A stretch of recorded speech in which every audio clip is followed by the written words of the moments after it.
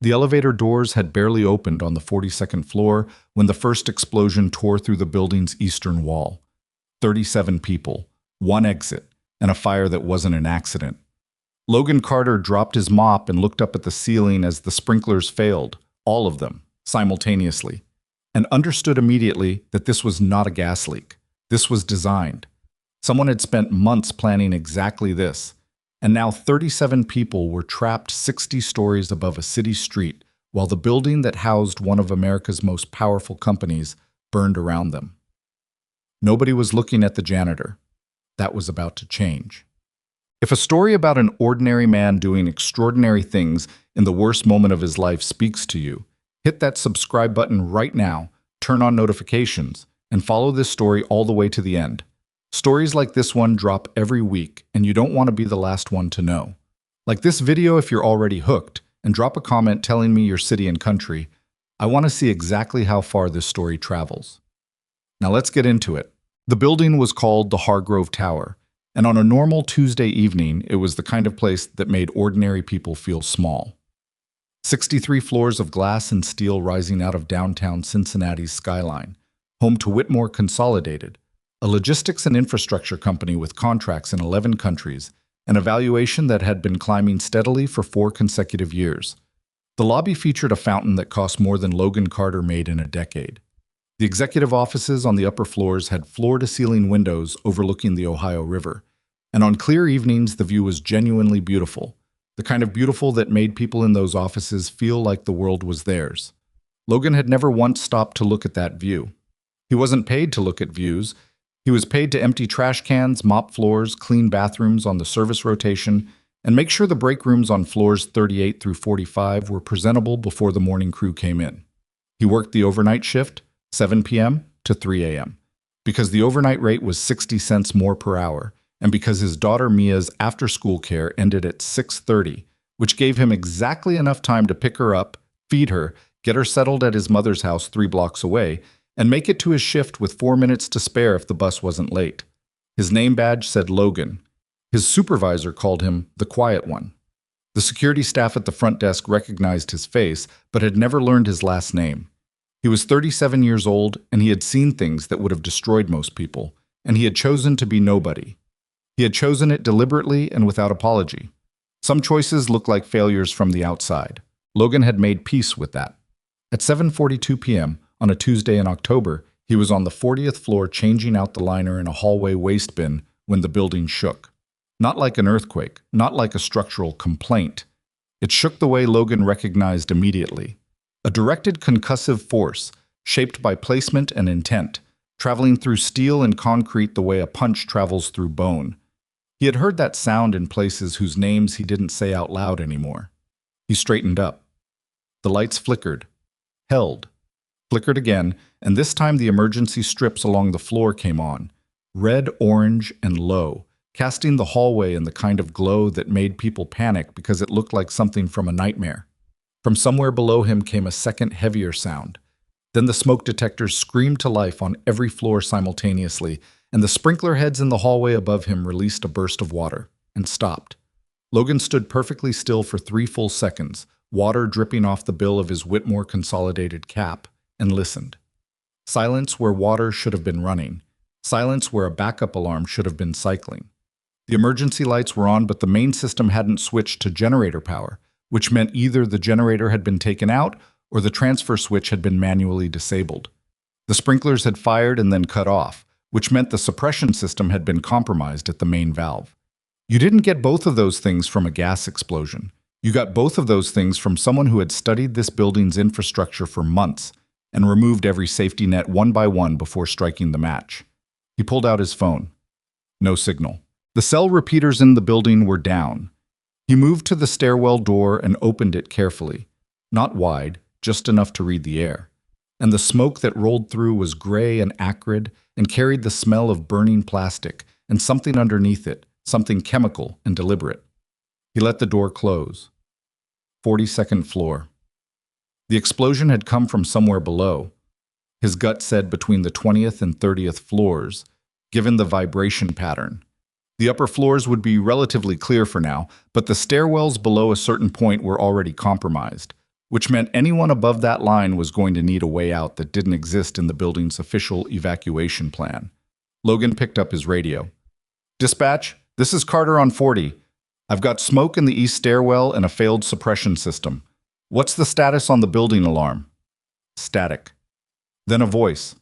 Renee at the facilities desk, young and already scared. "Logan, I can't reach anyone. The main line is dead. I've got 3 people from accounting trapped in the elevator between 36 and 37.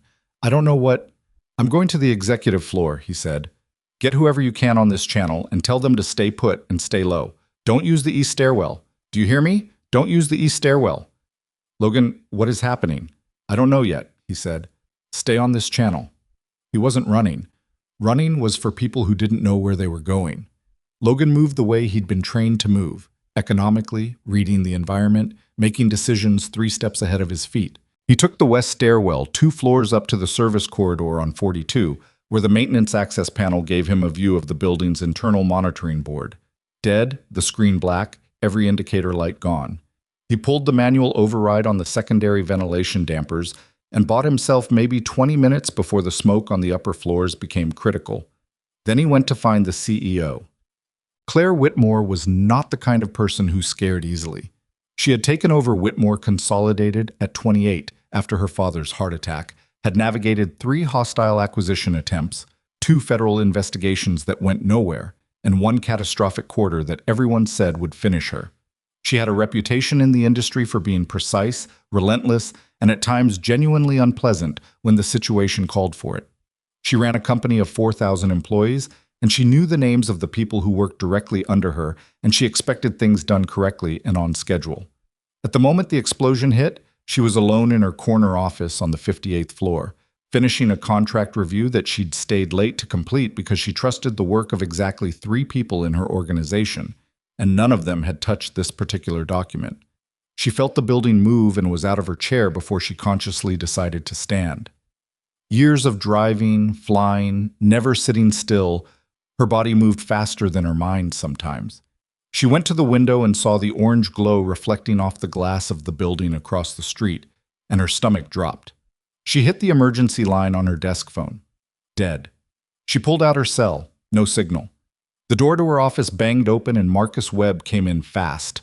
Her head of security, 6'2", former state police, a man who had protected her for 4 years, and who she trusted almost completely.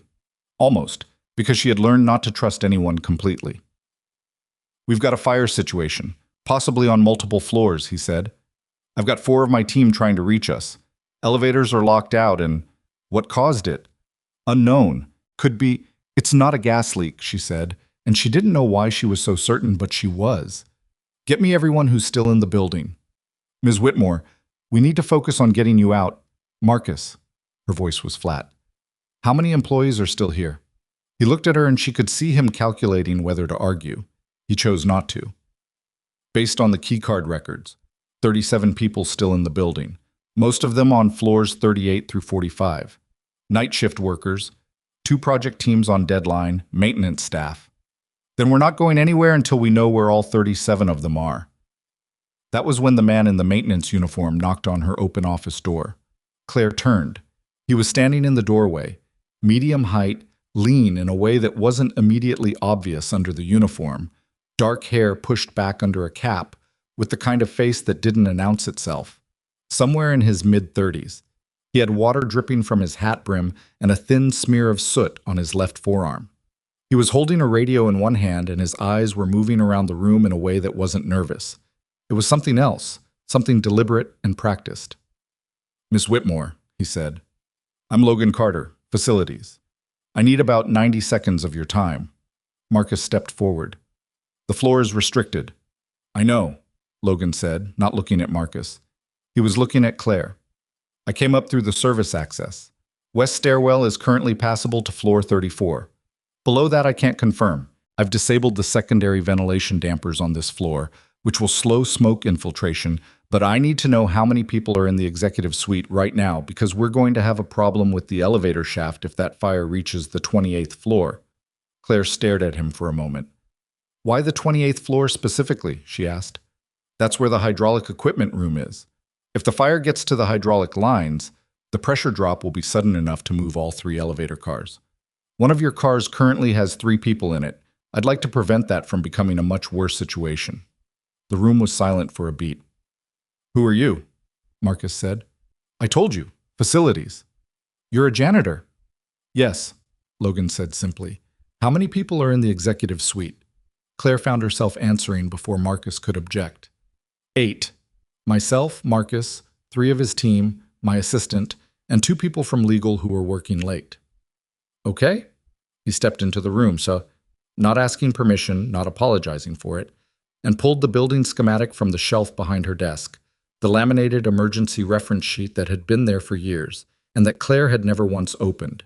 He spread it across her conference table. We're here. The fire appears to have started here or somewhere close. He pointed to a section on the lower floors. And based on the suppression system going down and the cell repeaters being offline simultaneously, this was not an accident. The word landed in the room like something heavy. What are you saying? Marcus said. Logan looked at him directly for the first time. I'm saying someone planned this, which means they probably also planned the exits. He turned back to Claire. We need to get everyone to the west stairwell now, before that option closes. I can get you to the 34th floor. From there, we figure out the next problem. You can get us there, Marcus repeated, and there was an edge in his voice. You're the night janitor. Yes, Logan said again, and this time there was nothing defensive in it, nothing self-conscious. Just acknowledgement, flat and patient, the way you'd acknowledge the weather. He looked at Marcus for a moment. I'm also the only person in this building who's been through every floor tonight, knows which stairwells are viable, has already assessed the ventilation situation, and understands what we're dealing with. You can argue about who I am while the smoke situation gets worse, or we can move. He paused. Your call. Marcus's jaw tightened. He looked at Claire. She was already picking up her jacket from the back of her chair. Let's move, she said. Getting 8 people through the executive suite and into the west stairwell took 11 minutes and felt like longer. Claire's assistant, a 24-year-old named Dana, kept her composure well, better than either of the lawyers, one of whom stopped twice to check his phone despite having no signal, as if repetition might change the result. Marcus's 3-person team fell into professional order, though Claire noticed them exchanging glances behind Logan's back. Not hostile exactly, but uncertain in a way that made her uncomfortable. These were trained professionals, and they were uncertain about the night janitor. Logan didn't acknowledge the uncertainty. He moved through it. He stopped at each landing and opened the door 2 inches and read the air. That was the only way Claire could describe it. And either passed through or redirected without explanation. And each time he redirected, he was right, because twice she saw the smoke banking against the ceiling through the gap he'd left, visible even in the dim emergency lighting, thicker than it should have been for fires 24 floors below.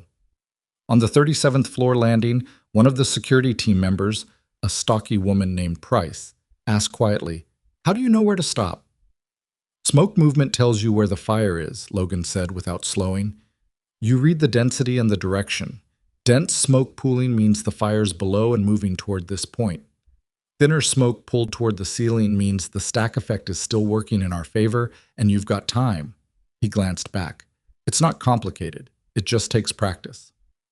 Practice, Price said, and something in her voice had shifted slightly. Where'd you practice? Marcus asked from behind her, and his voice had a specific quality to it.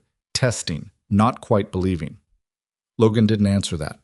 They reached the 37th floor and he stopped at the door. He didn't open it. What is it? Claire asked. Quiet, he said, not unkindly. He stood with his head tilted, listening to something she couldn't hear. 3 seconds. 5. Then she heard it too. A low, rhythmic sound, not mechanical. Footsteps, moving with a pace that wasn't panicked, measured, deliberate. Logan's whole body changed. It was subtle, a settling, a weight shift. But she felt the room feel different the way a room feels different when a window opens. The air moved differently around him. Everyone back to the landing above, he said very quietly. Logan? Marcus started. 2 people, measured gait. They're not running from anything, he said, still quiet. They're looking for something, or someone. The door at the bottom of the stairwell, 4 flights below them, banged open. They went up. Look. They found the 3 accountants from the elevator on the 38th floor. One of them, a middle-aged man named Terrence, had managed to pry the elevator doors open with a letter opener, a detail that made Logan's mouth twitch with something that might have been appreciation. The other two were a young woman named Sasha, who had a shallow cut on her forearm from the pry attempt, and a man named Will, who had asthma and whose inhaler was in his desk. "Can you walk?" Logan asked Will directly. "I can walk," Will said. He was pale and breathing too fast. "I'm fine." "I know you think you're fine," Logan said.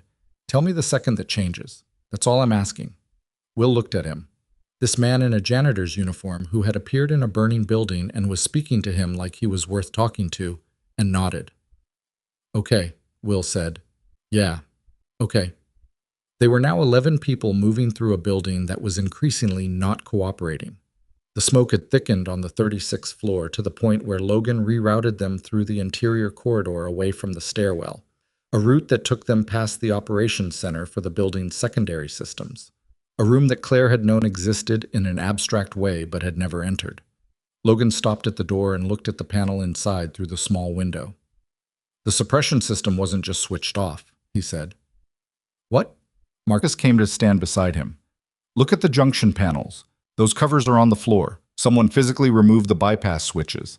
He looked at the burns around the frame of the panel, and then set a small charge to make it look like heat damage. He straightened. "This took time. Preparation. This isn't opportunistic." The hallway was quiet except for the distant sounds of the fire. "Someone tried to kill us," Sasha said, and her voice was very small. "Someone tried to kill someone," Logan said. "We don't know who the target was yet." He looked at Claire when he said it, and she looked back at him, and they both understood what he wasn't saying in front of the others. "We need to keep moving," Logan said.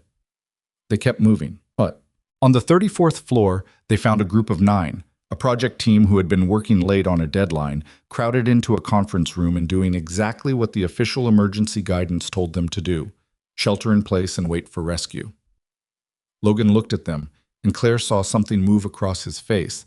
Not quite frustration, but a kind of resigned recognition. Of course they'd done what they'd been told. People always did what they'd been told, right up until what they'd been told stopped working. "You can't stay here," he said. The project lead, a woman in her 40s named Gretchen, stood up. "The emergency protocol says..."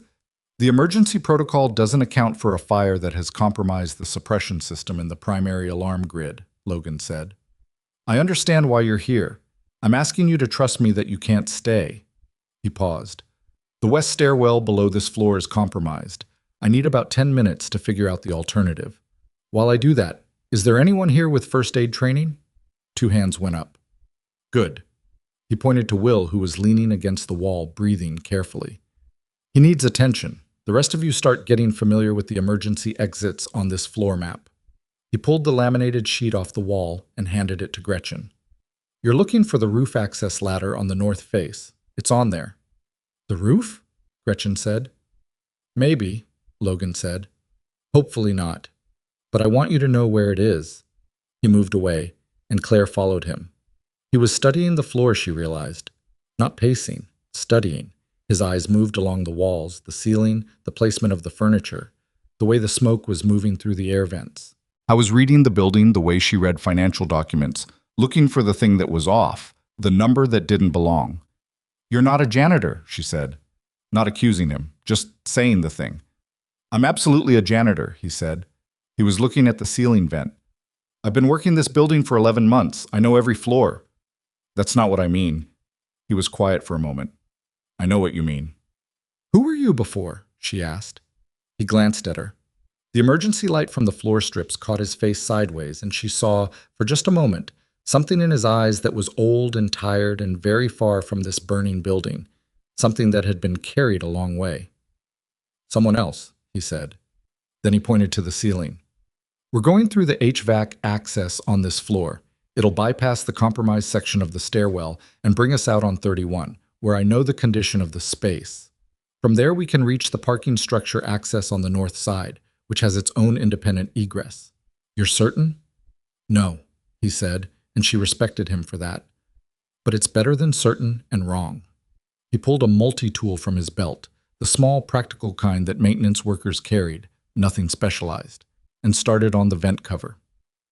Claire turned back to look at the 20 people waiting behind them in the conference room. A lawyer checking his phone. A project manager studying a building map. 3 security professionals who were starting, slowly, to stop looking at Logan like he was out of place. Terrence, the accountant who had pried open an elevator with a letter opener, caught her eye from across the room and shrugged with the specific expression of a man who had accepted that the situation was strange and decided to deal with it anyway. She almost laughed. Logan had the vent cover off. He looked at the shaft, looked at the group, and then looked at her with an expression she couldn't quite read. Not quite asking permission, not quite not asking it.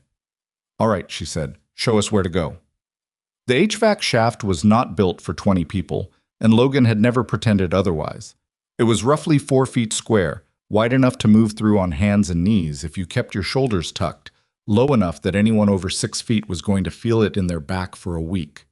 The metal walls radiated heat from somewhere below, not unbearable yet, but present. The kind of warmth that reminded you the building wasn't done. Making decisions about your survival.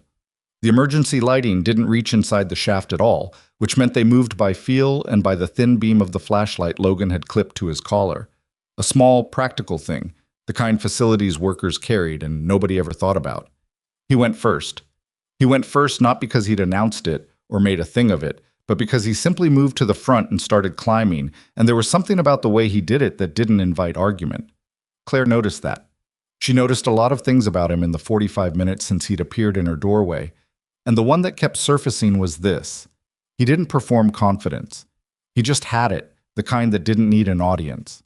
"Talk to me if you feel the temperature change," he said back through the shaft, his voice carrying flat and clear in the metal space. "Don't push through it. Tell me first." "How significant a change?" Marcus asked from somewhere in the middle of the line. "You'll know," Logan said. They moved slowly. Will, the asthmatic, was third in line behind Claire, and she could hear his breathing, controlled but effortful, the sound of someone managing something rather than the sound of someone fine. She kept pace with it without thinking about it, slowing when he slowed, and at one point he said, "I'm okay," in the particular tone of someone who needed to say it out loud to make it true. "I know," she said. "Keep going." The shaft dropped them out through a ceiling panel in a storage corridor on the 31st floor, and Logan caught each person as they came down. Not ceremoniously, just practically, hands on their arms, keeping them upright as they landed on a surface they couldn't see coming. When Sasha, the woman with the cut on her forearm, dropped through and hissed through her teeth at the impact, he steadied her and said, 2 seconds, and used the strip of fabric he'd torn from his maintenance rag to bind the cut tighter without being asked and without making it a moment. Gretchen, the project lead, watched this from where she'd landed 2 feet away. She said nothing. But she stopped looking at Logan like he was a piece of furniture. The 31st floor was clearer than Claire had expected. The smoke here was thin, a suggestion more than a presence, and the air was breathable without being comfortable.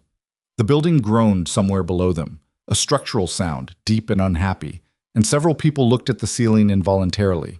"That's expansion," Logan said, already moving down the corridor. "Steel and heat.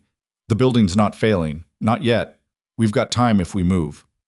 "How much time?" one of the lawyers asked. "Enough," Logan said. "Come on." Marcus fell into step beside Logan, and Claire watched him. This large, capable man who had protected her for 4 years, and who was now walking half a step behind a janitor and not quite acknowledging that he was doing it. She didn't say anything about it. Some adjustments happened faster when nobody pointed them out. "The parking structure access," Marcus said. "You said north side." "North stairwell, sub-level door. It connects to the attached garage on P1. From the garage we can reach the street through the vehicle ramp. It's not sealed and it's structurally separate from the main building." "Why are you certain the ramp isn't compromised?" "Because I walked it 6 hours ago during my pre-shift check," Logan said. "And because whoever planned this wanted to trap people inside the tower, not outside it. The garage isn't part of their containment." Marcus was quiet for a step. "You keep saying whoever planned this like you're certain it wasn't an accident." "I'm certain," Logan said. "That's a significant conclusion. The suppression system doesn't fail, and the cell repeaters don't go down, and the emergency transfer switch doesn't trip, all 3 simultaneously at 7:42 p.m. "From a gas explosion," Logan said. "Not even a big one. That's 3 independent systems failing at the same moment. That's not bad luck. That's logistics. Another building groaned longer this time, and Price, the security team member who'd asked Logan about smoke reading in the stairwell, moved closer to the group's center without appearing to notice she'd done it. They were halfway down the 31st floor corridor when Logan stopped. He stopped the way he'd stopped before. Not abruptly, not dramatically, just a cessation of forward motion that traveled back through the group like a wave. One hand came up, flat, without looking back. Everyone stopped. Claire heard nothing. Then she heard it. Voices, below them, coming up through the utility shaft that ran alongside the corridor. 2 of them, communicating in the clipped shorthand of people who worked together and didn't need full sentences. She watched Logan tilt his head the same way he had in the stairwell, reading it, processing something she couldn't process. He turned back and looked at Marcus, and something passed between them. Some recognition that crossed the professional distance that had existed between them for the last 40 minutes, because Marcus's face went the specific blank that trained people's faces went when they were suppressing an urgent reaction. "Not rescue," Marcus said, very quiet. "No," Logan said. "Building staff?" "Building staff doesn't move like that." Price had her hand near the sidearm under her jacket.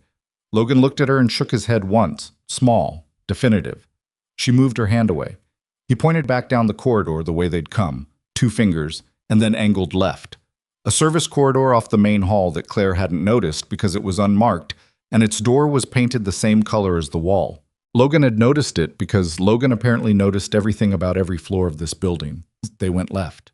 The door closed behind the last person, Terrence, who pulled it shut with both hands and held the handle as it latched so it made no sound. The service corridor was narrow, single file, no more, and it smelled like cleaning product and metal and old paper, the specific smell of a space that existed for maintenance workers and no one else. Logan moved through it without hesitation, which meant he'd been in here before, probably many times, during the quiet hours of his overnight shift when the building was empty, and he was just a man moving from floor to floor doing the work that no one remembered in the morning. They came out on the north end of the floor, past the utility closet, and into the secondary stairwell that didn't appear on the main building map, the one that served the maintenance levels and the mechanical floors, and at the bottom, a door-marked parking structure, authorized access only. Logan had a key for it. Of course he did. He unlocked the door and held it, and 20 people filed through into the concrete coolness of the P1 parking level, and 3 of them cried, quietly, briefly, with the specific relief of people who had been holding themselves together by will alone and finally had a moment to let something out. Dana, Claire's assistant, sat down on the concrete floor with her back against a support pillar and put her face in her hands. Not collapsing, just resting, for 10 seconds, in the only way she had available. Logan crouched in front of her. He didn't tell her she was okay. He didn't tell her to get up. He said, "You did good up there, seriously." Dana looked at him through her fingers. "I kept losing my footing in the shaft." "Everyone did. You kept going anyway." He straightened. "We're not out yet, but the worst part of tonight is behind you. I need you in one piece for the next 20 minutes. Can you give me that?" She took a breath, let it out. "Yeah." She stood. They moved through the garage toward the vehicle ramp, and it was Marcus who pulled up beside Logan and said quietly enough that it didn't carry, "You need to tell me who you are." "I told you. I ran your name on the internal system 20 minutes ago," Marcus said. "Logan Carter, facilities, hired 11 months ago. Clean background check. Before that, nothing. 11 months ago, you appear, and before that, there's just a gap. Not an absence, a gap, like something was removed." He looked sideways at Logan. People with gaps like that either did something very bad or they did things for people who don't like paper trails. Logan didn't say anything for a few steps. "I'm a janitor," he said finally. "You're a janitor who reads smoke patterns, identifies shaped charges from blast signatures, moves 20 people through a compromised building without losing one, and identified an active threat in a stairwell from footstep rhythm." Marcus paused. "I spent 12 years in law enforcement. I know what that kind of training looks like." The vehicle ramp was ahead of them. Logan could see the ambient orange light of the outside, but street lights, emergency vehicles, the beginning of the world that existed outside this building. He could see it, and he felt the pull of it, and he kept walking at exactly the same pace. "The ramp's clear," he said. "Get everyone to the barrier at the bottom. The fire department should have a perimeter. They'll take it from there." "Logan, get them out, Marcus." Marcus held his gaze for a moment. Then he nodded once and turned back to the group and said, "Everybody move. We're going down the ramp. Stay together," in his professional voice, and the group moved. Claire stayed back. "You're not coming?" she said. "Not yet." She stared at him. "What do you mean, not yet?" "There are still people in this building," he said. "The radio contact Renee had. She mentioned a cleaning crew on 26 and 27. I haven't accounted for them. The fire department will need time to assess and enter, and they don't know this building's layout." He looked at her steadily. "I do." She was angry. She could feel it, specific and sharp. The anger of someone who has just survived something and is being asked to turn around and look at it again. "You can't go back in there alone. I'll be fine. You don't know that." "No," he said, again with that honesty that kept catching her off guard. "But I know those people are on 26 and 27, and I know how to get to them. Those are two things I have, and the fire department doesn't." He looked at her. "Go with Marcus. Give your statement. Make sure Will gets looked at." His breathing was getting worse in the shaft. She noticed that he'd noticed that. Of course he had. "I'm coming with you," she said. "No," he said. "You're not." "You work for my company, Logan." Something moved in his eyes. Not quite amusement, not quite exasperation, somewhere in between. "With respect, Ms. Whitmore, that's not the argument you think it is right now." She opened her mouth, closed it. He was already turning back toward the interior door. 10 minutes, she said to his back. "If you're not out in 10 minutes, I'm telling them to come in after you." He didn't answer. The door closed behind him. She stood in the parking garage for 3 seconds. Then she went after him. He heard her behind him before she'd taken 4 steps inside, and he stopped and turned around, and his expression was tired. Not angry, just tired, in the way of someone who had spent years making decisions alone and was not accustomed to having those decisions contested. "You're going to argue," he said. "I'm going to tell you that I know this building too," she said, "and I know the COO restructured the entire 26th floor 3 months ago, and unless you know what it looks like now, you're going in blind. I do know what it looks like." She met his eyes. "Also, I have clearance for the executive system override on the internal PA, which can still broadcast on battery power. We can tell people where to go instead of finding them one at a time." He looked at her for a long moment. "Fine," he said. "Stay close and do what I tell you." "Within reason," she said. Another almost not quite expression. He turned and kept moving, and she fell into step behind him, and that was how they went back into the burning building together. The PA system override was on the 58th floor in her office, which meant they needed to get up, not down, and the west stairwell was their only viable option. Logan checked it at each landing with the same methodical calm he'd used before. 2 fingers of space, a breath, a read, a decision. At the 28th floor, he stopped for longer than usual, and she could hear it before he said anything. A low structural sound beneath the normal creaks and groans, rhythmic and wrong, like something under pressure that was losing its argument with physics. "The hydraulic room," she said. "The fire reached it," he said. We need to move faster." They moved faster. By the time they reached the 58th floor, Claire was breathing hard in a way she didn't like. The smoke was thinner up here, but the air quality was degrading across the board. The building's ventilation compromised enough now that even the upper floors were feeling it. Her eyes were watering. Logan's weren't, which she filed away and didn't say anything about. Her office was exactly as she'd left it. Contract review spread across the desk. Her coffee mug, still half full, cold now. The view through the floor-to-ceiling window showed 3 fire department ladders extended against the building's south face, their lights cutting orange through the smoke that poured from the lower floors. From up here, you could see how much of the building was involved. It was more than she'd understood while she was inside it. She went to the executive panel on the wall, a brushed steel rectangle she'd known was there for years without thinking about it, and keyed in her code. The battery backup engaged with a low hum. "PA is live," she said. Logan leaned toward the panel. His voice, when he spoke into it, was measured and clear and carried a specific quality, not authoritative exactly, but grounded enough that authority was beside the point. You listened because he sounded like someone worth listening to, not because he told you to. Attention everyone in the building. This is Logan Carter from Facilities. I'm going to ask you to listen carefully and follow these instructions exactly. If you are on floors 22 through 28, do not use the east or west stairwells. Make your way to the north interior corridor and wait for me to reach you. If you are on floors above 30, make your way to the rooftop access on the north face. Fire department personnel are in position outside and will assist from there. Do not use the elevators. If you cannot move, activate the nearest manual pull station, and the fire department will use that signal to locate you. I will be on 26 in approximately 8 minutes. He clicked off. Claire looked at him. You gave them your name. People move better when they know who's talking to them. She thought about that. 8 minutes is aggressive. 8 minutes is accurate, he said. Let's go. They found the cleaning crew, 4 people, a supervisor named Dora, and 3 younger workers, sheltered in a supply room on 26, exactly where the protocol said to shelter, and exactly the wrong place given the proximity of the fire to the floor's east structural wall. Dora was a compact woman in her 50s who had the expression of someone who had made decisions under pressure before, and when Logan came through the supply room door, she looked him over and said, "Took you long enough." "Traffic was bad," Logan said. "Are any of you hurt?" None of them were hurt.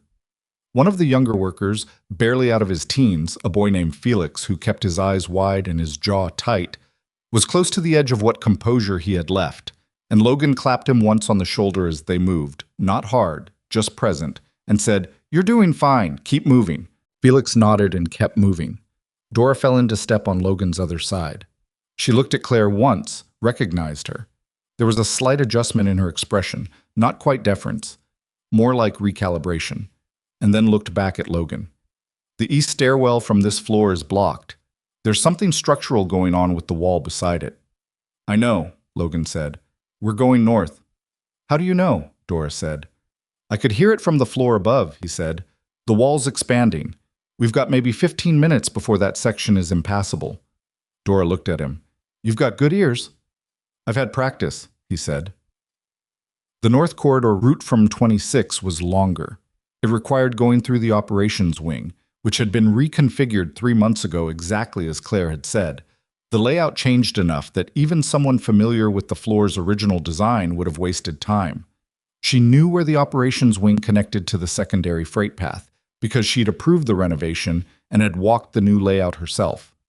She took the lead at that junction without discussion, and Logan fell in behind her without discussion, and it was only after they'd made it through and were on the north stairwell that she realized that had been the first moment she'd been in front of him all night. She wasn't sure what to do with that.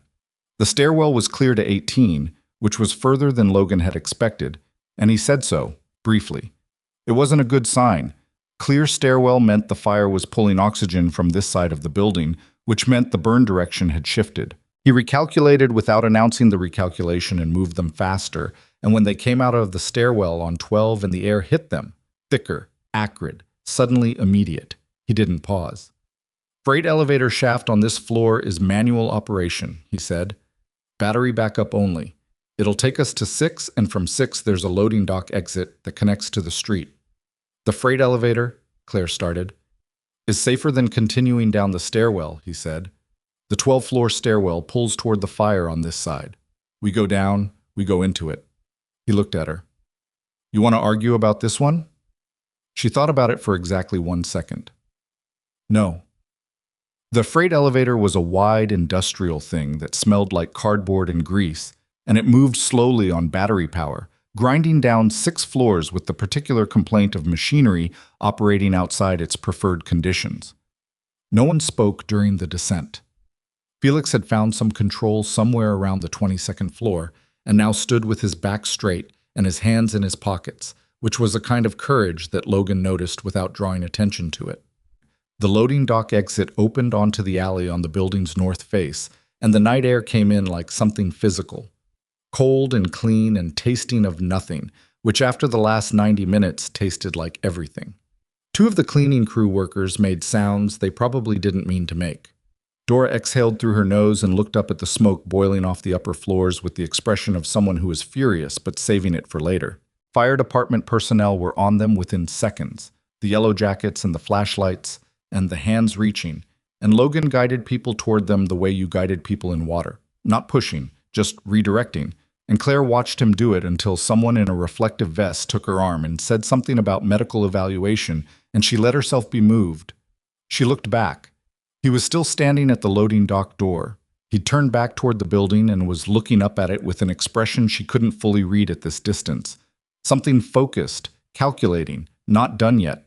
Even now, out here, he was still running the numbers on a building he no longer needed to be in. Marcus was there suddenly, at her shoulder. He'd come around from the south perimeter when the radio call came through about the north exit. "How many?" he asked. "All 4, she said. "Plus us." He was quiet for a moment. That's 37. That's everyone." "Yes." Marcus looked toward the loading dock where Logan was still standing. He went back in. "He said there were people on 26. "He went back in," Marcus said again, not a question this time. Something in his voice had shifted. Not soft exactly, but different. The tone of someone recalculating a judgment they'd been carrying. A fire department captain was making his way toward Logan with the particular stride of someone who had questions and the authority to ask them, and Claire watched the two men meet. She was too far away to hear the exchange, but she saw Logan answer concisely, 3 sentences, maybe 4, and then hand the captain something, a folded piece of paper. He'd been drawing, she realized. At some point during the evening, he'd been sketching a floor layout on one of the maintenance log sheets from his belt. The internal map of the building's compromised sections, the stairwells, the fire paths, the structural risks. He'd handed the fire department captain 30 minutes of work in a single folded page. The captain looked at it, looked at Logan, said something. Logan shook his head. No, not an answer to a question exactly, more like a response to an offer. He stepped back. The captain looked like he wanted to pursue the conversation, and Logan's body language made clear, with perfect politeness, that the conversation was done. He walked back toward the perimeter.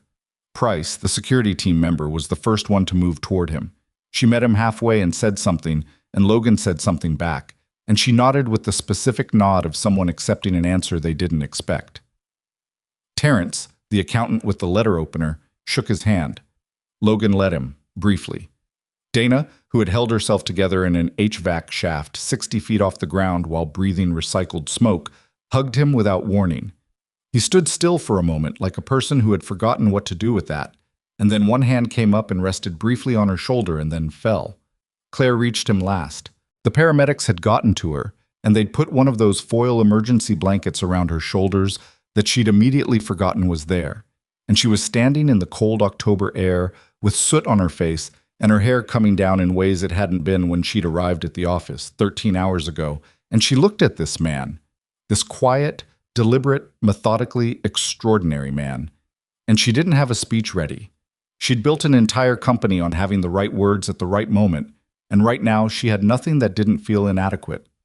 "You went back in," she said. "So did you," he said. That was different." "How?" She thought about it. Actually thought, which wasn't something she did often when she had an argument to win. "It wasn't different," she said. He almost smiled. Not quite, but almost. "Dora's going to need a statement taken," he said. "Her crew, some of them are going to have a rough few days. The young one, Felix, someone should check in on him." "I know," she said. "Will got assessed. His breathing was worse than he let on. They've got him on oxygen." "I know that too. I saw." He nodded. He was winding down from whatever operational mode had carried him through the last 2 hours. She could see it. Not collapsing, not suddenly vulnerable, just decelerating, the way a machine decelerates when the work is done. He was still present, still reading the scene around him, cataloging the exits, noting which of her security team was where. Some part of him was never going to stop doing that.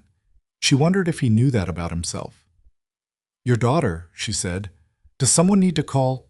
My mother knows I'm on night shift. She won't worry until morning." "She'll see this on the news?" He paused, pulled out his phone. She'd forgotten his had been dead all evening, the cell repeaters down, and she handed him hers, and he took it and stepped 2 feet away and made a call. She heard him say, "Hey, it's me. I'm fine. Tell me I'm fine. Don't let her watch." "Yeah." A pause. "I know. I'll be there as soon as I can." Another pause, longer. "I know, Mom. I will." He handed the phone back and his jaw was set in a particular way. She knew what that way was. She'd had parents once, too. The fire department was working the south face now, 3 ladders extended, the aerial pumpers sending water into the upper floors in steady arcs. The building's lower section was still burning, but the structure was holding, which meant the firefighters had gotten there fast enough. The lobby lights, on emergency power, were a warm glow at street level behind the smoke, and Hargrove Tower stood against the October sky like something that had taken a serious beating and not fallen. Marcus appeared at her elbow. "The police commissioner wants a statement, both of us." "In a minute," she said. She looked at Logan. He was looking up at the building, the same thing he'd been doing from the loading dock, and she realized now what the expression was. It wasn't calculation. It wasn't analysis. It was older than that. The look of someone who had stood outside burning things before and had not always been able to bring everyone out. She didn't ask him about it. Some things you didn't ask about in parking lots at 9:30 at night with the smoke still in your hair. "Logan," she said. He looked at her. "I need to know who did this," she said. "And I need to know before the police commissioner gets my statement, because if I know what direction to look, and I don't tell him, that's obstruction. And if I don't know and I tell him anyway, I'm going to be watching someone else's investigation instead of running my own." She held his gaze. "The COO restructured 26, 3 months ago. The timing is, I've been thinking about it since you said the suppression systems were manually disabled." Logan was still. "His name is Harlan Briggs," she said, "and he has been in a position to know this building's safety systems since he took the COO role 2 years ago. And 3 months ago, he asked me to restructure the records archiving system on 26 and 27, and I let him do it, and I didn't ask why." She paused. "I should have asked why." The parking lot hummed with emergency noise around them. Somewhere to the south, a second alarm company arrived, their lights sweeping red and white across the building's glass. Logan looked at her for a long moment. "Where's Briggs right now?" he said. She'd already thought about that. She'd been thinking about it since the corridor on 31, when Logan had said someone had spent months planning this. "He wasn't in the building tonight," she said. "He left at 6. I know because I saw him in the lobby when I went to get coffee at 5:50. "That's convenient." "Yes," she said. "It is." He was quiet. Then, "Tell the commissioner everything, including Briggs. Don't hold it back. The moment you hold something back in a criminal investigation, you've given someone leverage on you that you don't want." She hadn't been planning to hold it back, but she appreciated that he said it. "What are you going to do?" she asked. He looked back at the building. The fire was being contained now, Vic. She could see the smoke changing character, the heavy orange giving way to the gray-white of suppression. But the damage to the lower floors was significant, and the systems that had been manually disabled were going to tell a story to the investigators that would be very hard to walk away from. "I'm going to give my statement," he said, "and then I'm going to go see my daughter." He said it simply. Not as punctuation, not as a way of ending the conversation, just as the next true thing after the previous true thing. He had a daughter he needed to see, and that was as real and as important as everything that had happened in the last 2 hours, and he saw no reason to pretend otherwise. She watched him walk toward the police line, hands in his jacket pockets, unremarkable in every visible way. The maintenance uniform, the plain cap, the ordinary stride of a man at the end of a long shift. And she thought about all the times she had moved through this building in the last 4 years, and passed men who looked exactly like him in hallways and elevators and break rooms, and had not seen them. Not really. Had looked and registered and moved on, because they were part of the building's function, like the lighting or the ventilation, necessary and invisible. She thought about what it cost a person to be invisible, whether you chose it or it chose you. Marcus was beside her again. "Commissioner's waiting." "I know," she said. She pulled the foil blanket off her shoulders. "Let's go." She took 3 steps and then stopped.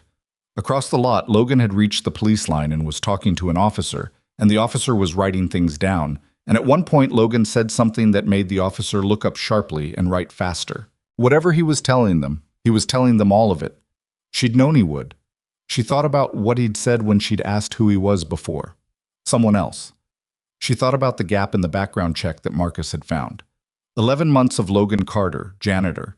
And before that, nothing, or nothing that hadn't been removed by people who didn't like paper trails.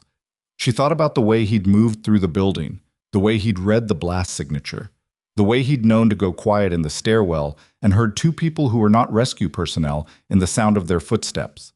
She thought about the way he'd said, "I'll be there as soon as I can," to his mother on the phone, and the way his jaw had been set afterward, and the specific weight of that.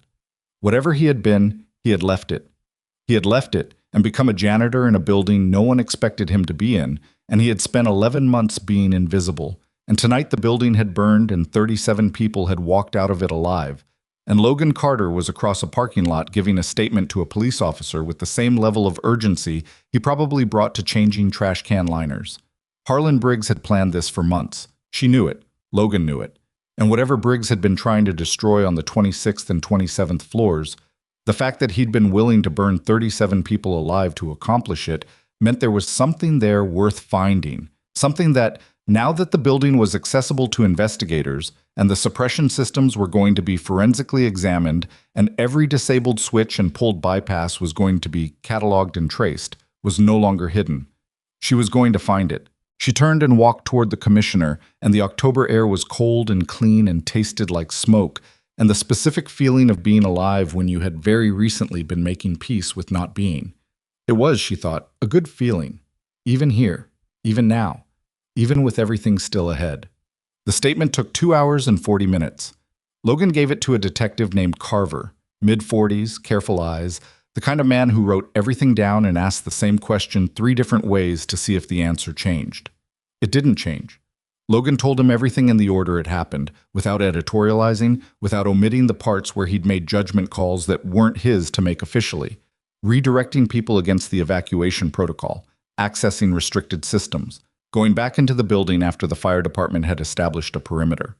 He told Carver all of it and let Carver decide what to do with it, because that was the only honest way to do it. Carver did look up, once, when Logan described reading the blast signature from the suppression system panel. "You have a background in explosives," Carver said. Not a question.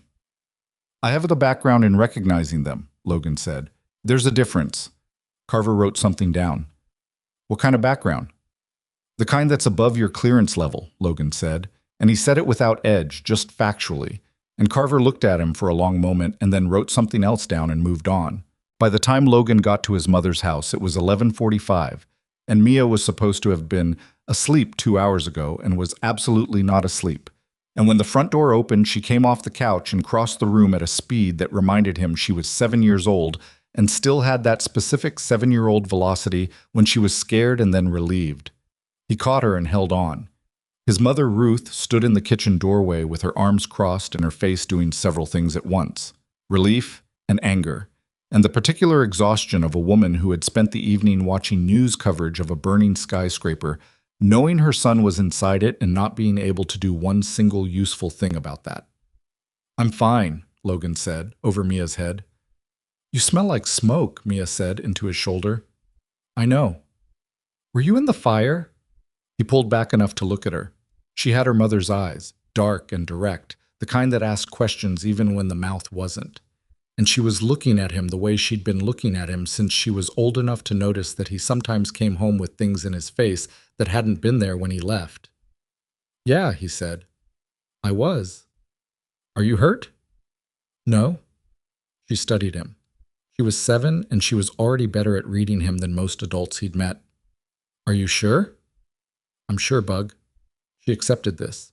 She didn't fully believe it, but she accepted it, which was its own kind of grace. She let him carry her to the couch and sat beside him, while his mother brought coffee he didn't ask for and wouldn't refuse.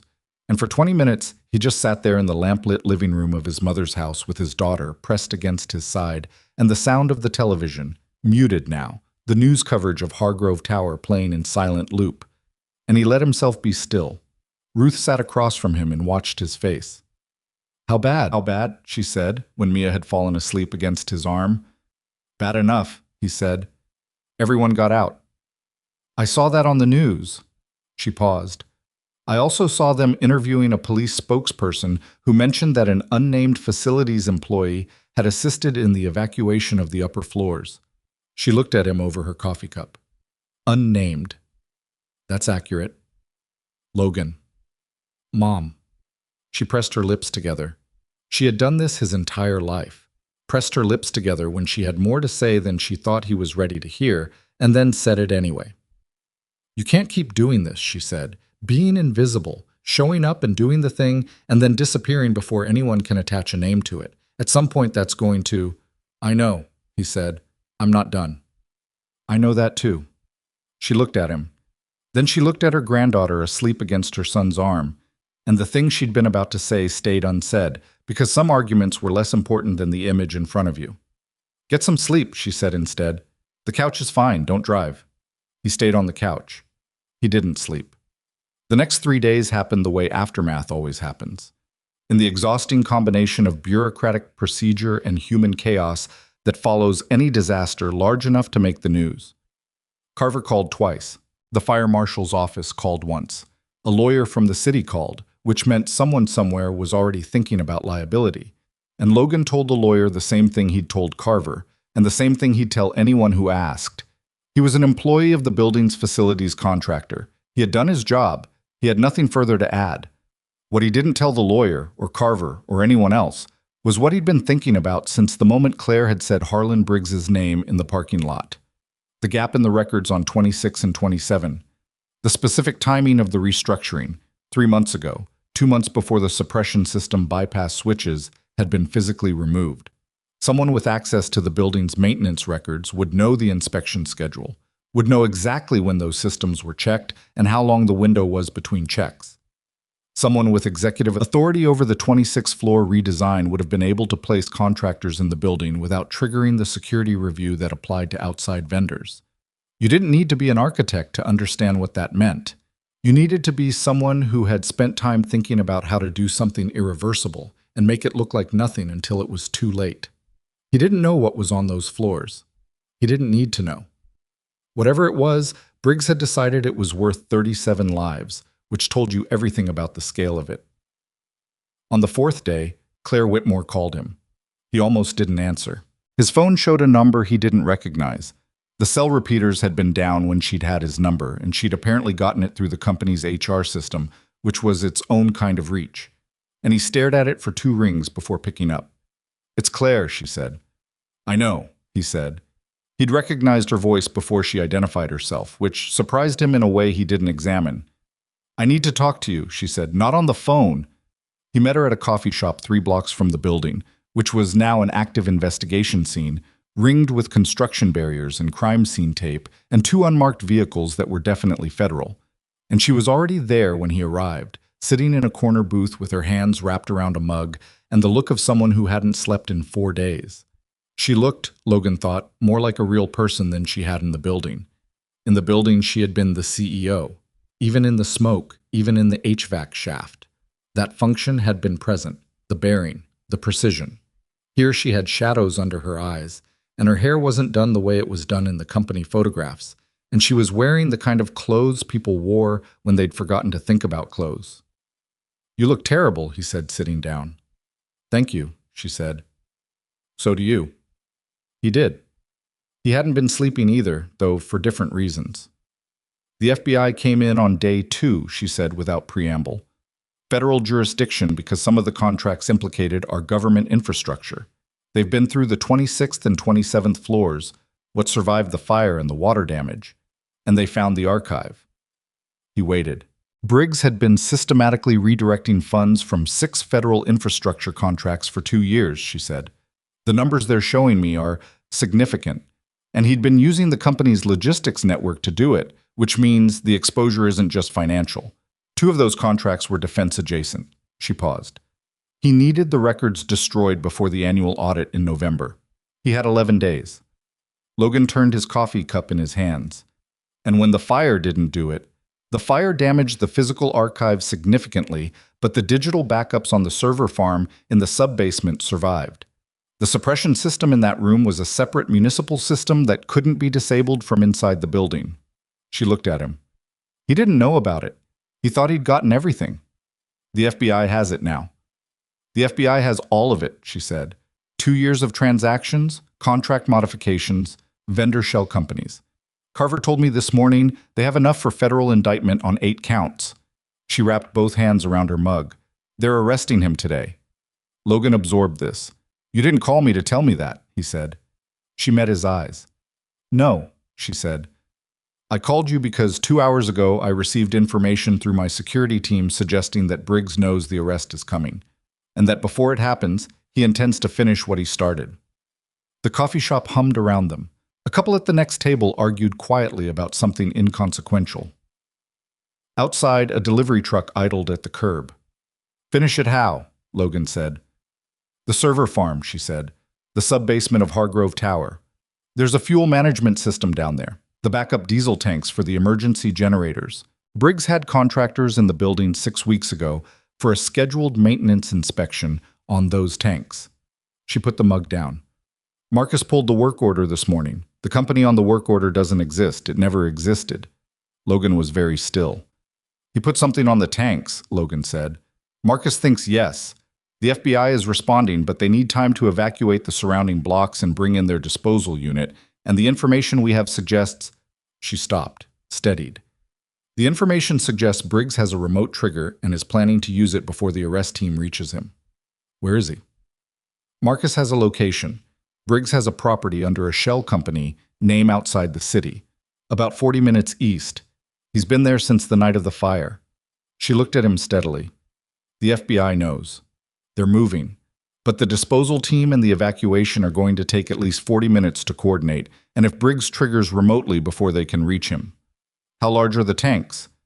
4,000 gallons of diesel, 2 tanks, in a sub-basement with a natural gas line running through the mechanical room adjacent. Logan did the calculation without wanting to. 4,000 gallons of diesel in an enclosed sub-basement with gas line adjacency wasn't just the Hargrove Tower. It was the Hargrove Tower and the parking structure, and the 2 blocks of residential and commercial property on the north and east faces. Old construction, brick and limestone, the kind of buildings that went fast and took everything around them.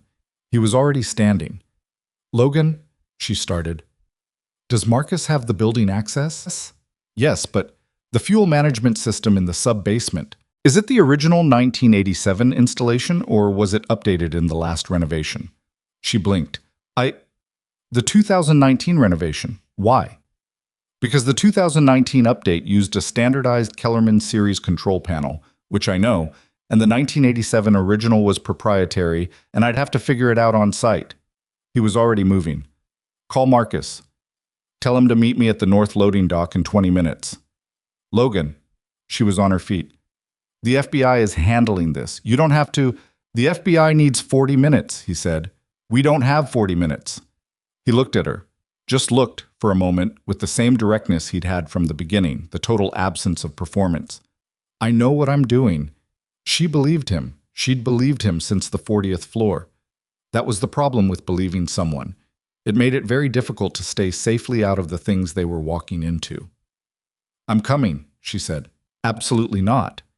The building's security override system requires executive authentication, she said. The sub-basement level is locked out after the fire investigation. You can't get into the fuel management room without a level 4 executive clearance, and Marcus doesn't have it. She held his gaze. I have it. He stood there for one moment. You had that ready, he said. I've been thinking about this conversation since 6 this morning, she said. He held the door open. They moved. The north loading dock was where they'd come out 4 nights ago, and it had the specific quality of a place that had been recently important and was now just a place again, concrete and fluorescent and smelling of damp. Marcus was there in 4 minutes, not 20, which meant he'd been close, which meant he'd been thinking the same thoughts Claire had been thinking and had positioned himself accordingly. He looked at Logan with the expression he'd been developing since the stairwell 4 nights ago. Not deferential exactly, but clear-eyed. No more testing. The FBI disposal team is 35 minutes out, Marcus said.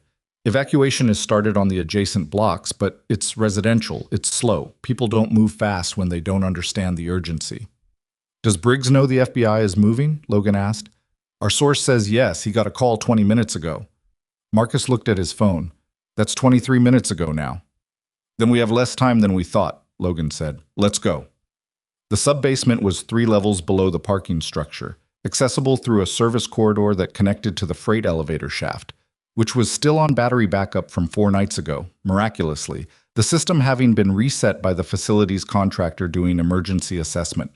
The smell down here was different from the fire floors, concrete and diesel and old metal, the smell of a building's working guts, the parts that existed so the parts above them could pretend they didn't exist. Claire keyed her executive code into the security panel at the sub-basement entrance, and the door released with a sound like an argument ending, and then they were in. The fuel management room was at the end of a long corridor flanked by the humming masses of the emergency generators. 4 of them, large as trucks, currently offline, but radiating the residual warmth of machines that had been running recently. Logan moved past them without pausing, and Marcus kept pace and Claire kept pace with Marcus, and she told herself she was fine and mostly believed it. The fuel management panel was exactly where Logan had said it would be. A tall gray cabinet bolted to the far wall, Kellerman series, exactly the standardized 2019 installation he'd identified. He had it open in 30 seconds using the master override tool from his maintenance belt, and the interior of the panel was lit by its own internal lights, green and amber indicators across a grid of switches and monitors. He looked at it for 3 seconds without touching anything. "What do you see?" Marcus asked. "Modifications," Logan said. He pointed, not touching, to a secondary circuit panel that had been attached to the lower interior of the cabinet. It was newer than the surrounding equipment, its edges clean where everything around it had the grime of years. 2 leads ran from it to the primary fuel line valve assembly. Someone bypassed the safety shutoff and wired a secondary trigger to the primary valve. If that trigger fires, the valve opens to maximum flow, and the ignition system on the primary generator kicks simultaneously. "How do we stop it?" Claire said. "The trigger is receiving a signal," Logan said, "which means it's radio frequency. If I cut the antenna lid," he pointed to a thin wire running from the secondary panel to a small magnetic antenna attached to the cabinet wall. "The trigger can't receive the signal, but if I cut it wrong, there's a dead man circuit that activates on connection loss." Silence. "Is there a right way to cut it?" Marcus asked. "Yes," Logan said. He studied the wiring for another moment. "Probably." Marcus looked at Claire. She looked at Marcus. They both looked at Logan. "Everybody step back," Logan said. "Logan?" Marcus started. "Step back, Marcus." Marcus stepped back. He took Claire's arm without discussing it and moved her back 2 steps, and she let him, and then she stopped letting him and stayed where she was, because she was not going to stand in a corridor while this man did what he was about to do and pretend the distance made a difference. Logan's hands were steady. She'd expected that, and it still surprised her. Not the fact of it, but the quality of it. Steady wasn't the absence of fear. She'd learned that in the last 4 nights. Steady was what happened when you made a decision and then stayed in the body that had to carry it out. He found the specific point on the antenna lead where the dead man's circuit junction was. A small solder point, identifiable because it was newer work than everything around it, slightly shinier. And he took the multi-tool from his belt and he cut it at the junction point, which severed the antenna while leaving the dead man's circuit's own continuity intact, and for 1 full second, absolutely nothing happened. Then the secondary panel's indicator light went from amber to red to off. Logan exhaled once, a small controlled sound. Then he reached into the cabinet and disconnected the primary leads from the secondary panel entirely, and the modification was isolated, and the fuel management system was back under the control of its own safeties. He closed the cabinet. He turned around. His hands were still steady. His face was not entirely steady, which she thought was the most honest thing she'd seen from him yet. "Done," he said. Marcus had his phone to his ear immediately. Calling the FBI team, she assumed, the evacuation coordinator, someone. And he moved back down the corridor, talking fast and leaving her standing there looking at Logan, who was leaning against the cabinet with his arms crossed and breathing in a deliberate way. "You said probably," she said. "I was 65% confident," he said. "You told us to step back when you were 65% confident." "I told you to step back because if I was wrong, I didn't want company," he said. "There's a difference." She stared at him. I know what it is. You were going to let us be in a corridor while you I was going to make sure that if something went wrong, it only went wrong for one person, he said. His voice was flat and factual, and it made her angrier than any dramatic declaration would have. That's not a heroic choice. That's just math. It's not just math, she said. You don't get to decide that your life is the one that matters less. He looked at her. Something moved behind his eyes, complicated, personal, the kind of thing that came from a long way back. I've been making that decision for a long time, he said. She wanted to say something to that. She had several responses available and none of them felt like enough. And the corridor hummed with the sound of generators and her own heartbeat. And then Marcus came back and the moment closed the way moments closed when the world had things to do. FBI is 4 minutes out, Marcus said. Evacuation is proceeding. They want us out of the building now. He looked at Logan. They also want to talk to you. I know, Logan said. They're going to want more than Carver got, Marcus said. The thing you told him, the clearance level, that's not going to fly with federal. I know that too, Logan said. They went up. The freight elevator groaned them back to P1 and they came out into the parking structure and then out onto the street, and the scene outside had expanded significantly. More vehicles, a wider perimeter, the specific organized chaos of a federal operation in motion. An agent in a dark jacket met them at the barrier and directed them toward a mobile command vehicle parked at the end of the block. Logan stopped outside it. He stood on the sidewalk in the October cold and looked at the command vehicle and then at the Hargrove Tower beyond it, and Claire saw him make a decision. She could actually see it, the way his posture shifted and settled, the way something that had been held tightly released by about a degree. Logan, she said. There are things I haven't told you, he said. I know. Or anyone, since I left. He paused. There was a mission, overseas, 7 years ago. Things went wrong in ways that there were civilians. We had bad intelligence and we moved on it, and there were civilians and 3 of them were children. He said it the way people said things they'd been carrying so long that the words had worn smooth from handling. No drama, just the weight of it. 2 of my teammates didn't make it out. The civilians didn't make it out. I made it out, and I resigned, and I came home. And Mia's mother was already gone by then, and I had a 3-month-old, and I decided that I was done being the kind of person who moved through the world like I was the only one who mattered. The street was loud around them. It didn't intrude. Being a janitor, she said. That's not penance, he said.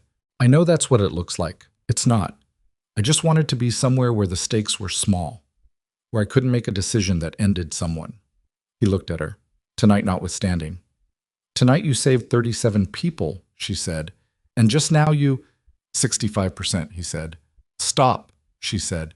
Stop doing that. He looked at her.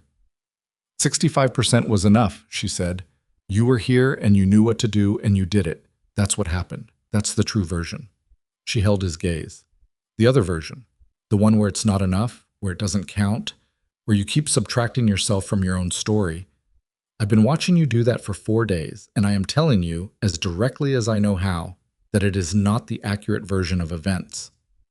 Something in his face shifted. Not broke. He wasn't the breaking kind, but moved, the way old stone moves under enough time and weather. You barely know me, he said. I know what you do when things are on fire, she said. That's not nothing. Inside the command vehicle, agents were coordinating the arrest of Harlan Briggs, who had been picked up 22 minutes ago at his property east of the city, who had attempted to use a cell phone upon seeing the federal vehicles, and had been prevented from doing so by an agent who had anticipated exactly that, and who was now in custody and would spend a significant portion of the rest of his life accounting for what he had decided to do with the access and trust that had been given to him. Outside, Logan Carter stood on a Cincinnati sidewalk with a woman who ran a company of 4,000 people and a record he'd spent 7 years not explaining to anyone, and he let her words sit where she'd put them without immediately moving them to somewhere safer. The agent in the dark jacket appeared at the command vehicle door. Mr. Carter, they're ready for you.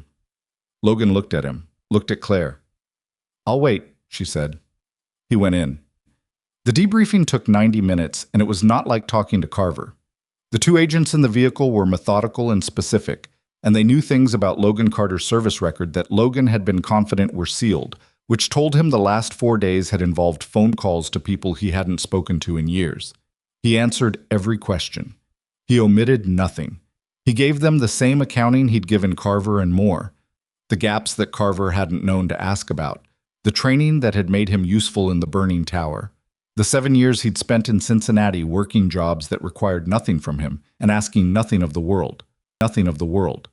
One of the agents, a woman named Diaz, precise and unreadable, set down her pen at the end and looked at him.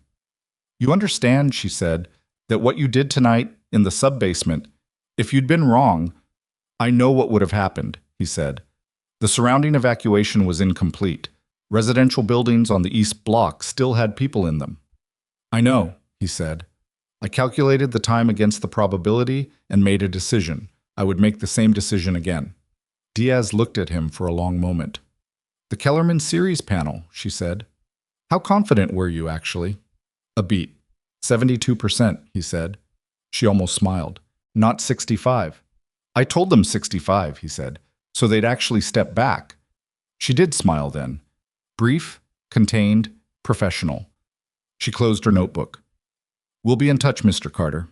He came out of the command vehicle into the cold, and Claire was exactly where she'd said she'd be, standing at the barrier with her hands in her pockets and her breath making small clouds in the air. Marcus was 15 feet away on his phone, which was where Marcus had been most of the last 4 days.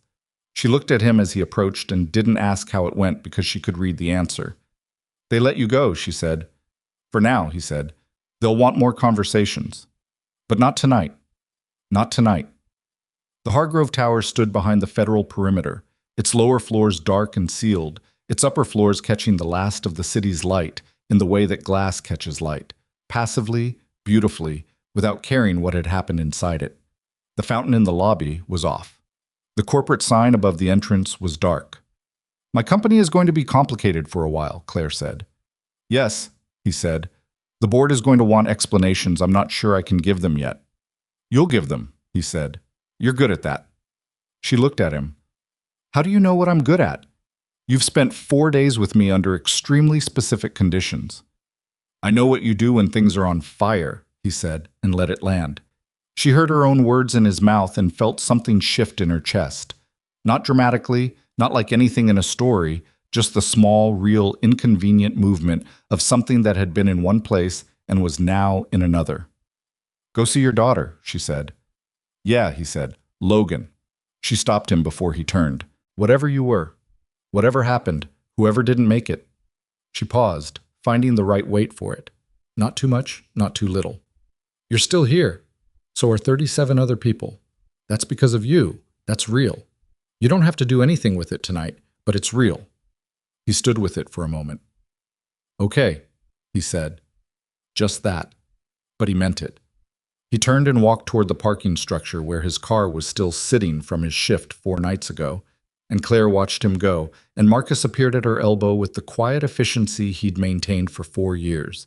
And she thought about what it meant to spend years being the version of yourself that survived something, and whether surviving was the same as living, and whether the man walking away from her knew the difference yet. She thought he was starting to. "Car's here," Marcus said. "I know," she said. She watched the corner until Logan turned it. "Let's go." The weeks that followed had a texture Logan hadn't expected. He had expected bureaucracy, the federal interviews, the fire marshal reports, the facilities contractor terminating his employment with a form letter that cited operational restructuring in language so careful it was almost funny. And he'd gotten all of that. What he hadn't expected was the quiet. Not the absence of noise, but the specific quiet of a life that had been running at a certain pitch for 7 years and had suddenly, without ceremony, shifted to something else. He went to his mother's house in the mornings and picked up Mia and walked her to school and came home and sat at the kitchen table of his apartment with coffee and the particular stillness of a man who had spent years being invisible and was now, against his will and without quite understanding how, visible. The news coverage lasted 9 days. His name appeared in print on day 3. A local reporter had gotten it from a source inside the police department. And by day 5 it had been picked up nationally, and by day 7 there was a television segment that used the phrase real-life hero 4 times in 90 seconds, which made Logan turn off the television and go for a walk that lasted 2 hours.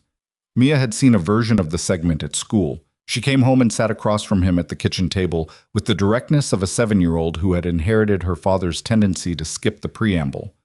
"Your picture was on the news," she said. "I know," he said. "Thomas Alcott said you're famous. Thomas Alcott is 7. "So am I," she said. She looked at him with those dark eyes. "Were you scared?" He thought about it. Actually thought, because she would know if he didn't. "Yeah," he said, "some of the time." "What did it feel like?" "Like having too much information and not enough time," he said. "Like a math problem you have to solve while you're running." She considered this with the seriousness she brought to things that mattered. "Did you solve it?" "Yeah," he said. "This time." She nodded, accepted it. Then, "Can I have a snack?" He made her a sandwich and life continued. The FBI contacted him on day 11 with the information that Harlan Briggs had been formally indicted on 8 federal counts. The lead agent, Diaz, called him personally, which was more courtesy than the situation required. She told him the digital archive from the sub-basement server farm was intact and comprehensive, and that the case was, in the language federal agents used, solid. She also told him that Briggs had made a statement through his attorney claiming that the fire had been intended only to destroy records and that no harm to individuals had been intended, which was the kind of statement that told you everything about a person. Logan thanked her and hung up and sat with it for a few minutes, not with satisfaction exactly, but with the particular feeling of a thread being tied off. Something that had been loose was now fastened. It wasn't the same as it being over. Over was a long way away, and Briggs's trial would take months, and the board at Whitmore Consolidated was conducting its own internal review, and Claire was dealing with things that Logan understood only from the outside. But the loose thread was fastened. He called Claire. She answered on the second ring. "I know," she said before he could speak. "Diaz called me first." "How are you doing with it?" A pause. Not a long one. "I'm doing the thing where I stay very busy so I don't have to answer that question accurately. That's a bad strategy." "I know that too," she said. "How's Mia?" "Fine. She told me Thomas Alcott thinks I'm famous." "Thomas Alcott has good instincts," she said. "He's 7. "So is she," Claire said. He could hear something in her voice that wasn't quite a smile but was close to it. The warm, tired sound of someone who hadn't had enough sleep and was compensating with dry humor. "Logan, I want to have a conversation with you that isn't on the phone. When you're ready." "About what?" "Several things," she said. "None of them are urgent, or they're all urgent to me, but none of them are on fire." A beat. Poor choice of words. "I'll be at Mia's school pickup at 3:15, he said. "After that, I'm free." "I'll find you," she said. She found him at 4 o'clock at the same coffee shop where they'd met after the fire, and this time she was 5 minutes late and came through the door with the look of someone who had been in 3 consecutive meetings and had run from the last one. She sat down across from him and said, "I ordered from the car. It should be here," before she'd taken her jacket off, which he recognized as the behavior of someone who was accustomed to managing time the way other people managed money. Always aware of the balance, always looking for efficiency. "You've been running at 100% since the fire," he said. 110, she said. "The board is—" She stopped. Started again. "The board is doing what boards do when they're scared, which is demanding accountability from whoever is nearest. I'm nearest." She pulled her jacket off the back of the chair. "It's fine. I've been here before." "It's not fine," he said, "but you'll handle it." She looked at him. "You keep saying that." "Because it keeps being true." Her coffee arrived and she wrapped her hands around it the same way she had the first time, and something about the repetition of it, the gesture, the cup, the same corner booth, made the previous weeks feel less like a gap and more like a continuation of something that had started in that parking lot.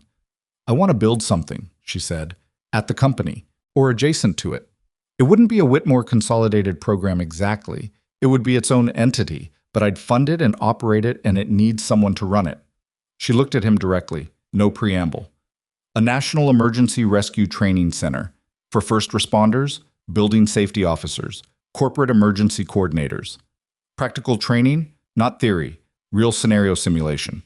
The kind of training that means the next time a building goes wrong, the people inside it know how to read smoke and redirect foot traffic and keep 37 people alive in an HVAC shaft."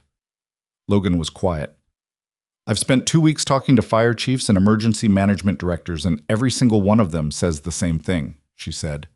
The gap isn't equipment or funding, it's judgment. Practical decision-making under conditions that training academies can't replicate because they're not real enough. She paused. You have that. You know how to build it in people because you have it yourself.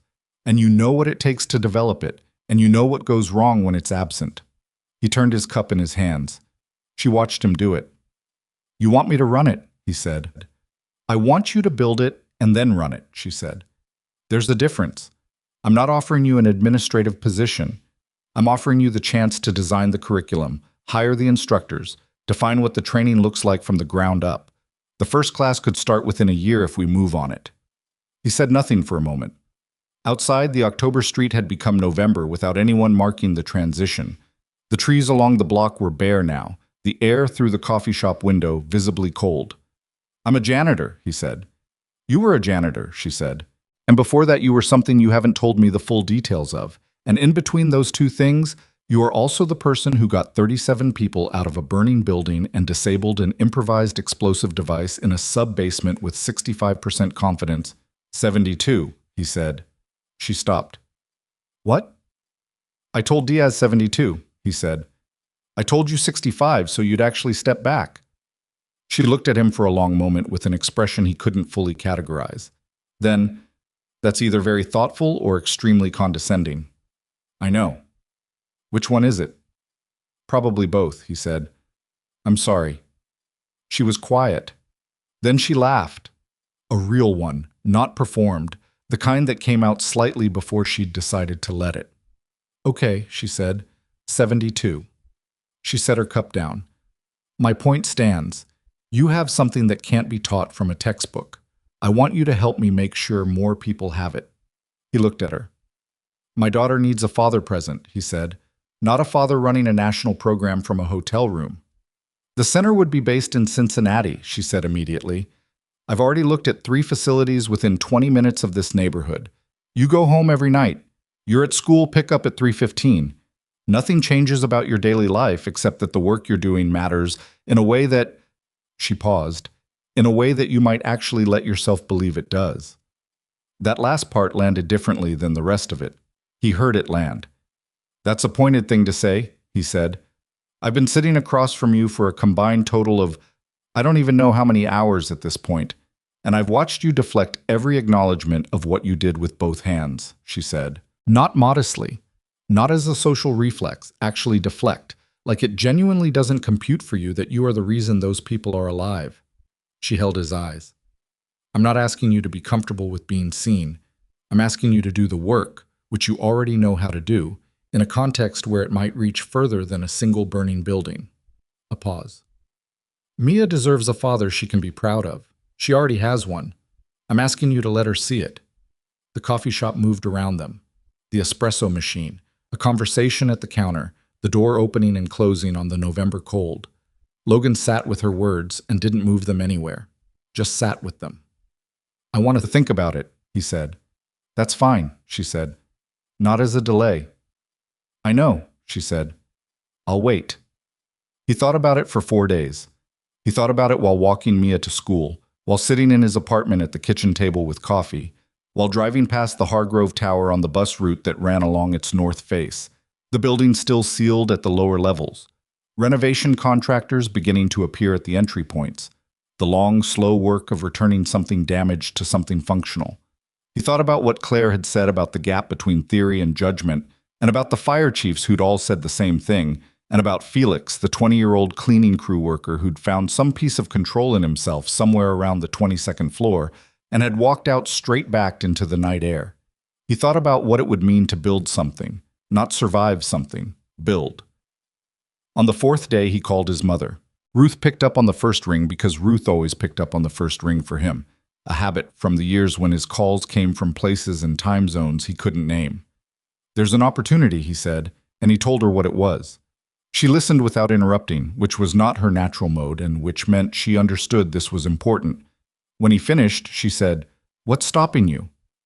I wanted to think about whether it's the right thing for Mia, he said. You've been thinking about it for 4 days, she said, which means you already know whether it's right for Mia. What else? He was quiet.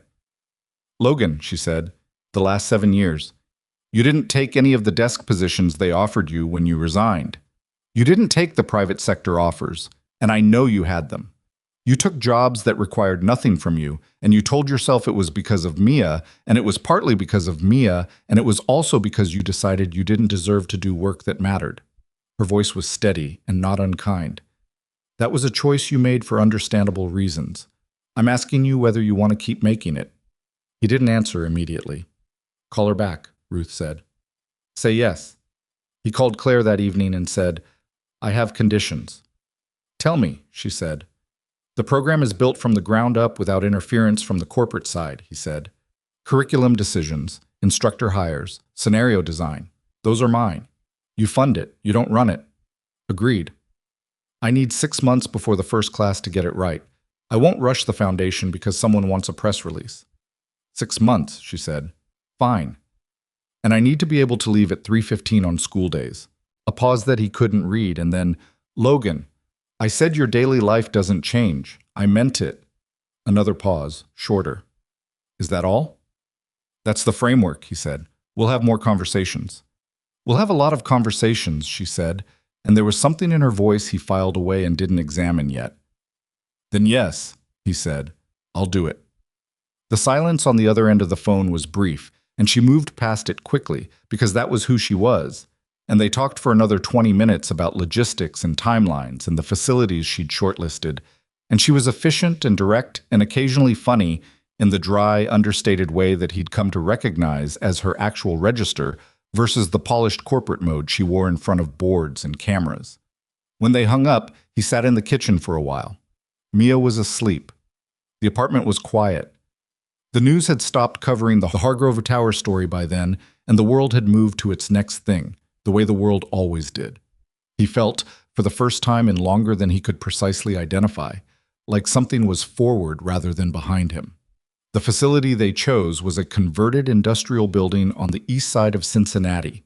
4 floors, wide-open floor plans, high ceilings, a loading dock that would work for vehicle rescue scenarios, and a rooftop that he immediately saw 3 different training applications for.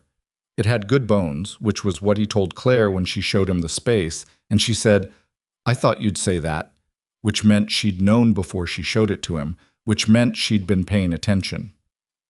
The renovation took 3 months. He spent those 3 months designing the curriculum with the obsessive attention to detail of someone who understood personally what happened when training didn't reach far enough into the real. He called fire chiefs and emergency coordinators and former colleagues whose names he hadn't said out loud in years, and he asked them all the same question: what does your training fail to prepare people for? The answers were consistent enough to build from. He hired 7 instructors. One of them was Price, Marcus's former team member, who had asked him about smoke reading in the west stairwell and had learned the answer. She'd left corporate security 6 weeks after the fire and called him before he'd thought to call her, which told him she was the right kind of person for this work. Another was a former firefighter named Cole, who had 30 years of building entry experience and the specific kind of humor that people developed when they'd been through enough hard things to know that humor was load-bearing. Marcus came by the facility once during the renovation, on a Saturday morning when Logan was working through the smoke reading module alone. He stood in the doorway for a moment, looked at the space. It's good, he said. It will be, Logan said. Marcus came in and looked at the curriculum outline posted on the wall. Logan wrote things on walls when he was building them, physical notes that could be rearranged, whole sections moved without the weightlessness of a screen. He looked at it for a while. You were special operations, Marcus said. It wasn't a question this time. Logan considered the room. I was, he said. For how long? 11 years, Logan said. SEAL Team 4 for 8, Joint Task for 3. Marcus looked at the curriculum. The building exit protocols you used in the tower, the threat identification in the stairwell, the fuel system assessment, he paused. All of that is in here. In a form people can learn without 11 years, Logan said. That's the idea. Marcus was quiet for a moment. I owe you an apology, he said. From that first night, the way You didn't know, Logan said. You were doing your job. You assessed the information you had and you were skeptical, and then you updated. That's correct behavior. He met Marcus's eyes. No apology needed. Marcus nodded. Okay. He looked at the wall again.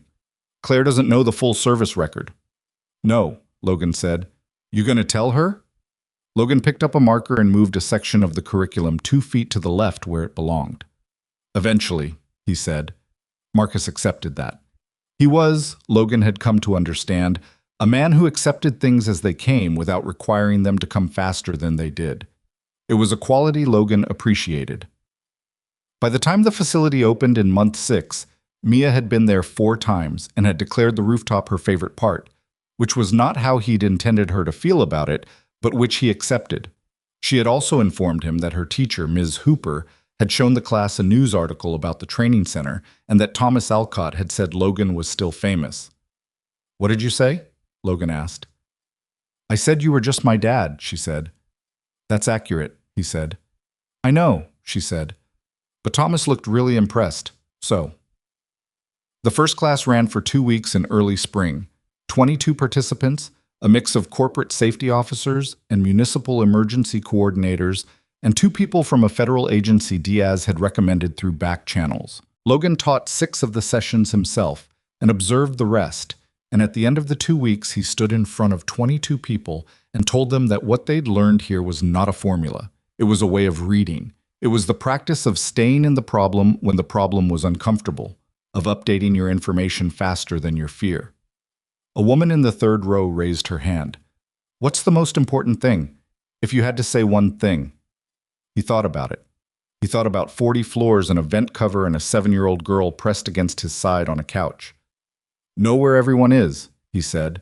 Not just where the exit is, where every person is. The exit doesn't mean anything if you don't know who's still inside. After the class, Claire was waiting in his office. She'd come for the closing session, sitting in the back without drawing attention to herself, which was a skill she'd apparently developed and which he suspected she'd needed for different reasons than he had. She sat across his desk from him with the expression of someone who'd been watching something and had decided how she felt about it. Good? He said. Better than good, she said. You were... She paused, looking for the right word, which was unusual for her. You were yourself, she said finally, in front of all of them, not performing anything. I don't know how to perform this particular thing, he said. I know, she said. That's why it works. He looked at her. 4 months of renovation and curriculum and hiring and logistics had brought them into a different kind of proximity than burning buildings. The ordinary proximity of 2 people working on something together, the kind that accumulated without announcing itself. Phone calls at odd hours. Arguments about curriculum design that were actually interesting. An evening in February when she'd come to the facility with takeout because he'd been there until 9 and hadn't eaten, and she'd said she was in the neighborhood, which was technically true and also not entirely the reason. Logan, she said. Yeah. The service record, she said. Marcus didn't tell you, he said. I know Marcus didn't tell you. No, she said. He didn't. I've known for about 8 weeks through other channels. A contact at the federal level who knows what the full record looks like. She held his gaze. I wasn't going to bring it up until you did, but I think you've been waiting for the right moment, and I think the right moment keeps getting postponed because you're more comfortable with postponement than you are with the conversation. He sat back. That's accurate. So I'm having the conversation, she said. He looked at her for a long moment. The office was small. It had been a supervisor's room in the industrial building's previous life, and he'd kept it that way, functional and plain. The walls covered with training materials rather than the framed credentials and corporate photography that had decorated his mental image of what a director's office looked like. It suited him. She'd never said anything about it. 7 years ago, he said, and she nodded, and he told her. Not the sanitized version he'd given Diaz. The real one, the mission, the intelligence failure, the decisions that couldn't be unmade, the faces he carried that weren't his team members. He told her about his resignation and about Mia's mother who had left before Mia was born, and about his mother's house 3 blocks from his apartment, and about 11 months of overnight shifts in a building where nobody knew his name. She listened the way she'd listened in the parking lot and in the sub-basement corridor, completely, without preparing her response while he was still speaking. It was the thing he'd noticed about her earliest and trusted most. When he finished, she said, The people in the burning building, you kept going back in. Yes. For the cleaning crew on 26, for the fuel system, every time you could have been out. Yes. That's not because you don't value your life, she said. It wasn't a question. No, he said. It's not. You went back because there were people still inside, she said. Yes. She was quiet for a moment. The mission, the things that went wrong, that happened to you. It wasn't done by you. You made a decision with bad information under conditions that, I know the argument, he said. Not sharply, just, he'd been through it. He'd been through it with a military counselor in the months after, through it in the quiet of 3 a.m., in his apartment, through it on long walks that lasted 2 hours. I know it well. Do you believe it yet? She asked. He looked at her. Some of it, he said. Some of it is more than none of it, she said. Yes, he said. It is. She held his gaze and something in the room settled. The particular settling that happened when two people had said the real thing and were now just in the same space with it. Not resolved. Real things rarely resolved entirely. But said. Come to dinner Saturday, she said. I want you and Mia to come to dinner. I'll cook, which I should warn you is ambitious sometimes. He almost smiled. Ambitious how? I attempt things I'm not sure I can execute, she said. It's very on brand. I've noticed, he said. Is that a yes? He thought about Mia, who asked about Claire with a 7-year-old's directness approximately once every 2 weeks. Thought about his mother, who had stopped pressing her lips together. Thought about the forward feeling that had appeared in his kitchen 4 months ago and had not gone away. That's a yes, he said. Saturday was cold and bright, the kind of Cincinnati spring day that couldn't decide if it was still winter and had settled on both simultaneously. Claire's house was the kind of place that surprised him. Not enormous, not a statement, a narrow brick row house in a good neighborhood that had been made to feel like an actual home rather than a showpiece. Books on the shelves, a rug in the kitchen that was slightly crooked and hadn't been straightened. Mia walked in and looked around and said, You have a lot of stairs. I do, Claire said. Would you like to see all of them? Mia would, in fact, like to see all of them. And Claire took her on a tour of the house with the patience of someone who understood that 7-year-olds operated on their own logic, and that the correct response was to take the logic seriously, and Logan stood in the kitchen listening to them go up the stairs. Claire's measured step, Mia's quick, uneven rhythm, and the sound of Mia saying something about the second-floor bathroom's tile, and Claire saying she'd chosen it herself, and Mia saying she would have chosen a different color. What color would you have chosen? Claire's voice came down. Green, Mia said decisively. I'll keep that in mind for next time, Claire said. Logan put his hands in his pockets and looked at the slightly crooked kitchen rug, and the books on the shelves visible through the doorway, and the photographs on the refrigerator, her company's employees, at what looked like a picnic, a picture of an older woman he guessed was her mother, a child's drawing that had the specific quality of being placed there deliberately rather than casually. When they came back down, Mia was holding a smooth gray stone from the shelf in the second-floor hallway. She said I could hold it, Mia told him. You can keep it if you want, Claire said. I found it on a beach in Maine about 5 years ago and put it in my pocket because it fit perfectly, and I've never known what to do with it since. Mia looked at the stone. I know what to do with it, she said. Then it's yours, Claire said. Mia closed her hand around it, and that was that. Logan caught Claire's eye across the kitchen, and she looked back at him with the steady, open expression he'd come to think of as her real face, the one underneath the precision and the bearing and the things she wore when the world was watching. And he held her gaze for a moment and then looked away before he did something he hadn't earned the right to do yet. Dinner was ambitious. The sauce for the pasta was better than she'd suggested, and the bread had been slightly overbaked, and she said so before anyone else could, and Mia said she liked the crunchy parts best, which was diplomatically both true and kind, and they ate at the kitchen table with the window showing the last of the spring light over the row of houses across the street. Mia fell asleep on Claire's couch at 8:30 with the gray stone still in her hand, which was not where Logan had planned to put her, but which seemed correct. Claire brought a blanket and spread it over her without waking her, and they moved to the kitchen and he helped wash up and she dried without being asked, and the small domesticity of it sat comfortably in the room. She's remarkable, Claire said, quietly, so it didn't carry. She is, he said. She's better than me at most things. She's 7. I know. It's a high bar. He set the last bowl in the drying rack. You were good with her. I wasn't sure I would be, she said. I don't have... This is not something I've done before. The dinner, She gestured slightly, indicating the scope of the evening. I don't have a template for it. Neither do I, he said.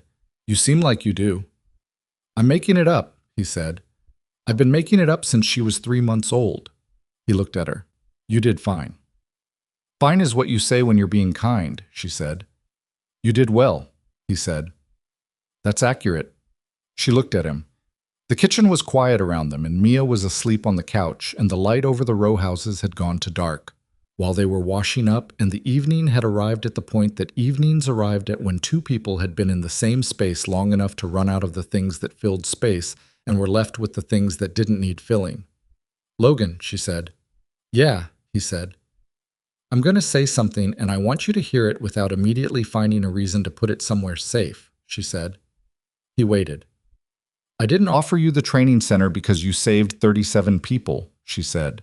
I offered it because in the last 6 months I have not once talked to you without leaving the conversation thinking more clearly than I went in.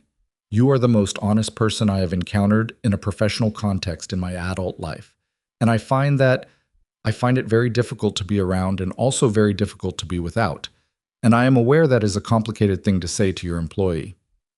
Director, he said. What? My title is director, he said. Not employee.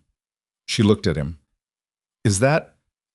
It's relevant to whether what you said is complicated, he said. She was quiet for a moment. Is it less complicated if you're the director? A little, he said. A pause. Just a little? These things are always a little complicated, he said. That's not the same as being the wrong thing. She looked at him for a long moment, and he looked back. And the kitchen was warm and quiet, and his daughter was asleep on the couch, with a stone in her hand, and Logan Carter, who had spent 7 years being nobody, who had spent 11 months being invisible in a building that had then burned, who had carried a mission's worth of grief like ballast and chosen smallness as its counterweight, stood in Claire Whitmore's kitchen and did not look away. Okay, she said softly. Okay, he said. Neither of them moved toward the other. That wasn't what the evening was. But something had been named that had been unnamed, and it existed now in the air between them with the specific quality of things that have been put into words for the first time. Irreversible, true, and no longer something either of them had to carry alone. He collected Mia at 9:15, lifting her from the couch without waking her, her head against his shoulder, and the gray stone still in her fist. Claire held the door, then the gate, then stood on the front step in the cool spring air as he walked to his car. Saturday was good, he said. Yes, she said. It was. Same time next week? She looked at him with the almost smile that was becoming familiar. I'll try something less ambitious with the bread. Don't, he said. The bread was fine. He got Mia into the car. He drove 3 blocks to his apartment building and parked and carried her up the stairs and put her to bed, and came back to the kitchen and stood at the window, looking out at the Cincinnati night. The street lights, the bare outlines of the spring trees, the ordinary skyline of a city that had a burned building in it, and a sub-basement that had been cleared and a training center on the east side where 22 people had learned to read smoke and stay in the problem. He stayed at the window for a while.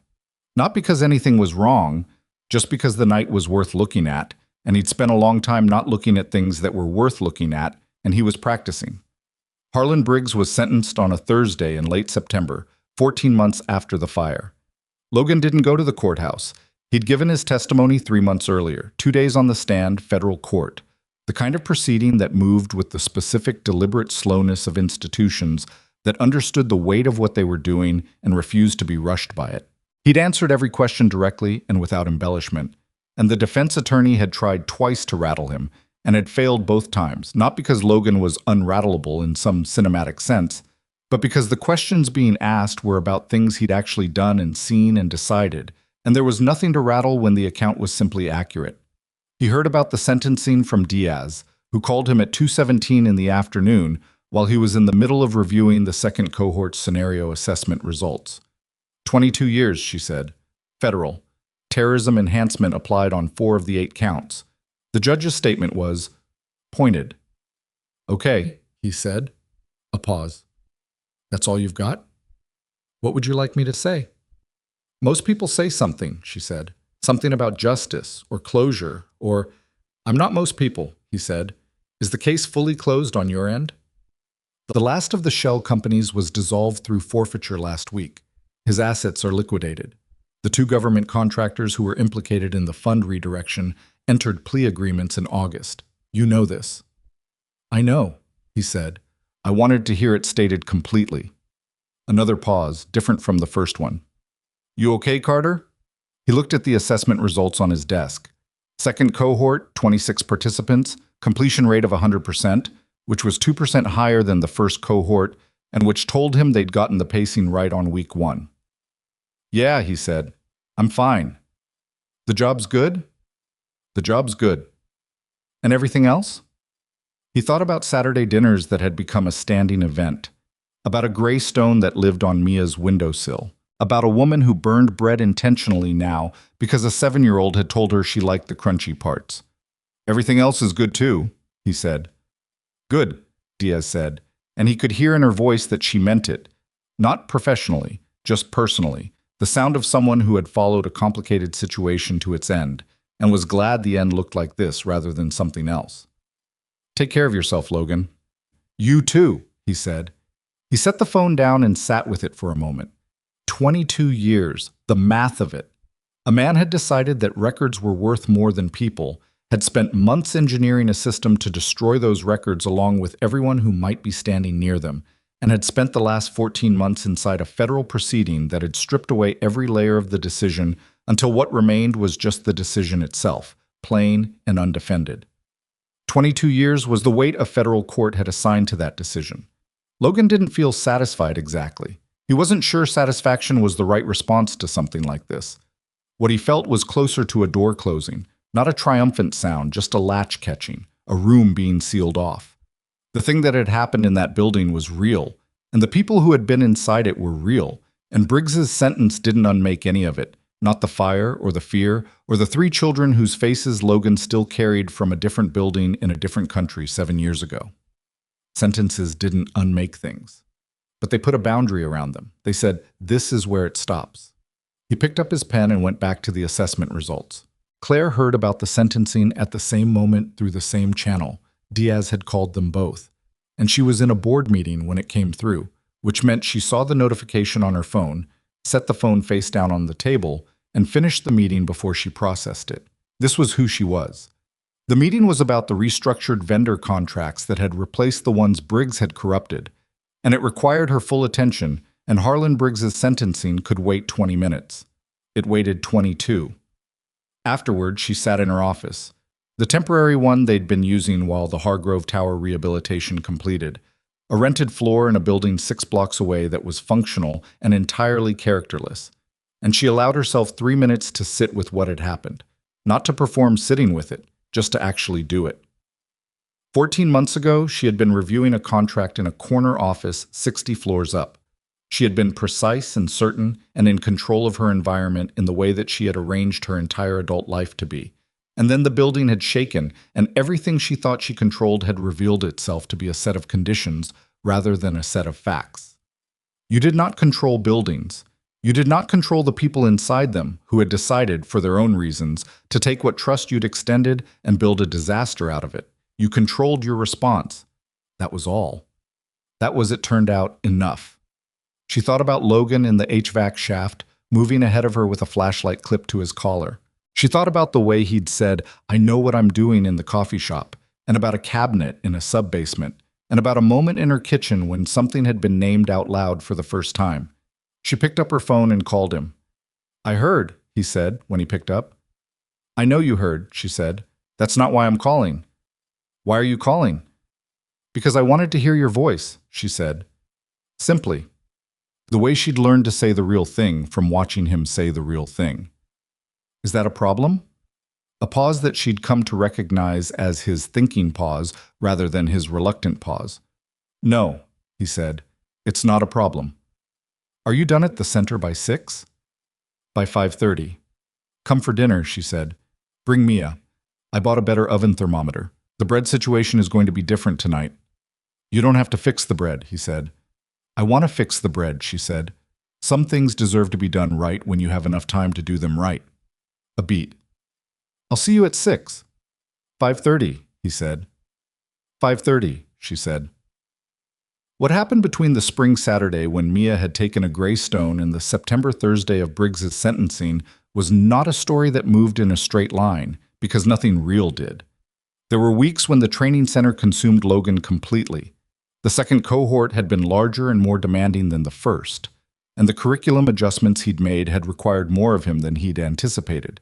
And there were evenings when he came to dinner distracted and said so, and Claire said, "That's fine, you don't have to perform being present," which was the most useful thing anyone had ever said to him at a dinner table. There were weeks when her board consumed her. The rehabilitation of Whitmore Consolidated's public standing after the Briggs revelations was a slow and non-linear process, and she had days when she came to the kitchen table at his apartment with the tight, careful face of someone who had been navigating other people's anxiety all day and had not yet put it down. Those evenings, Mia usually found something specific and concrete to tell Claire about. A rock she'd found, something Thomas Alcott had said, a book she was reading that had a part she didn't understand. Not because Mia had identified that this was therapeutic, but because Mia was 8 now and had a genuine interest in the world and shared it freely with people she'd decided were worth sharing with. The effect on Claire was the same regardless of the intention. She would unwind around a specific concrete thing the way tightly wound things unwound around something solid to hold. Logan watched this happen many times before he said anything about it.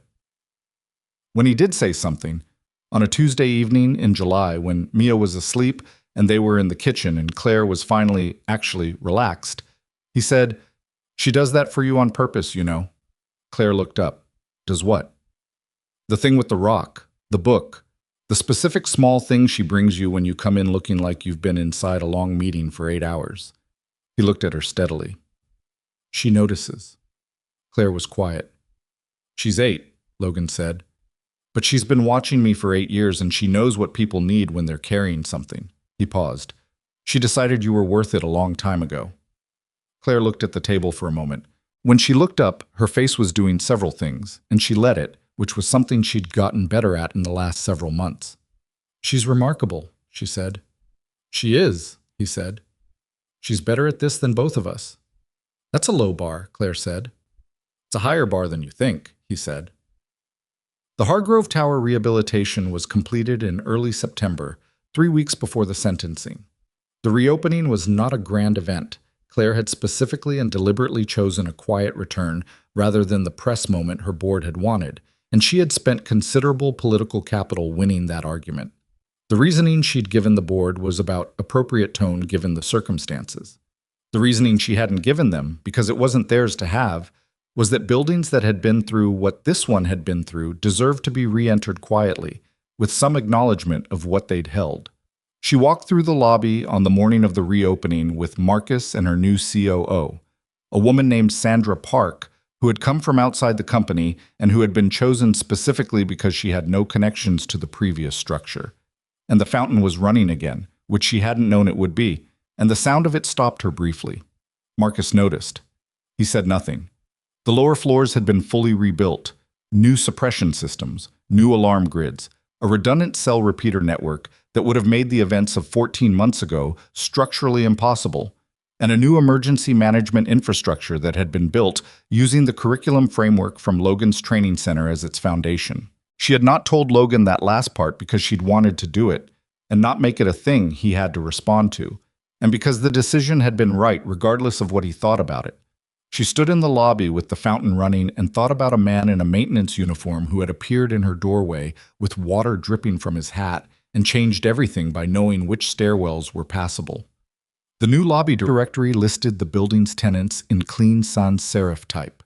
Whitmore Consolidated, floors 40 through 60. And on the small placard beside the directory, a new edition. A framed statement, simple and unembellished, in the way that true things were simple. In memory of the evening of October 14th, and in recognition of the 37 people who returned home. It did not name Logan. She had asked him about this specifically, and he had said, "Please don't put my name on a wall." And she had honored that, and the plaque said what it said without his name on it, and was true regardless. The second thing she'd done without telling him, or rather, without telling him in advance, was the change to the company's safety policy. Every employee now went through a modified version of the first week of the training center curriculum during their onboarding. Not the full 2-week program, but the foundational elements: smoke reading, building assessment, exit identification, the difference between panic-driven decision-making and information-driven decision-making. It applied to executives and maintenance staff and everyone in between, and the policy document that codified it stated explicitly that building safety was not a hierarchy. It did not assign different levels of importance to different levels of employee. It said, in an emergency, the most useful person is the most informed person, regardless of title. She told the board it was liability management. It was also something else, and the board didn't need to know what the something else was.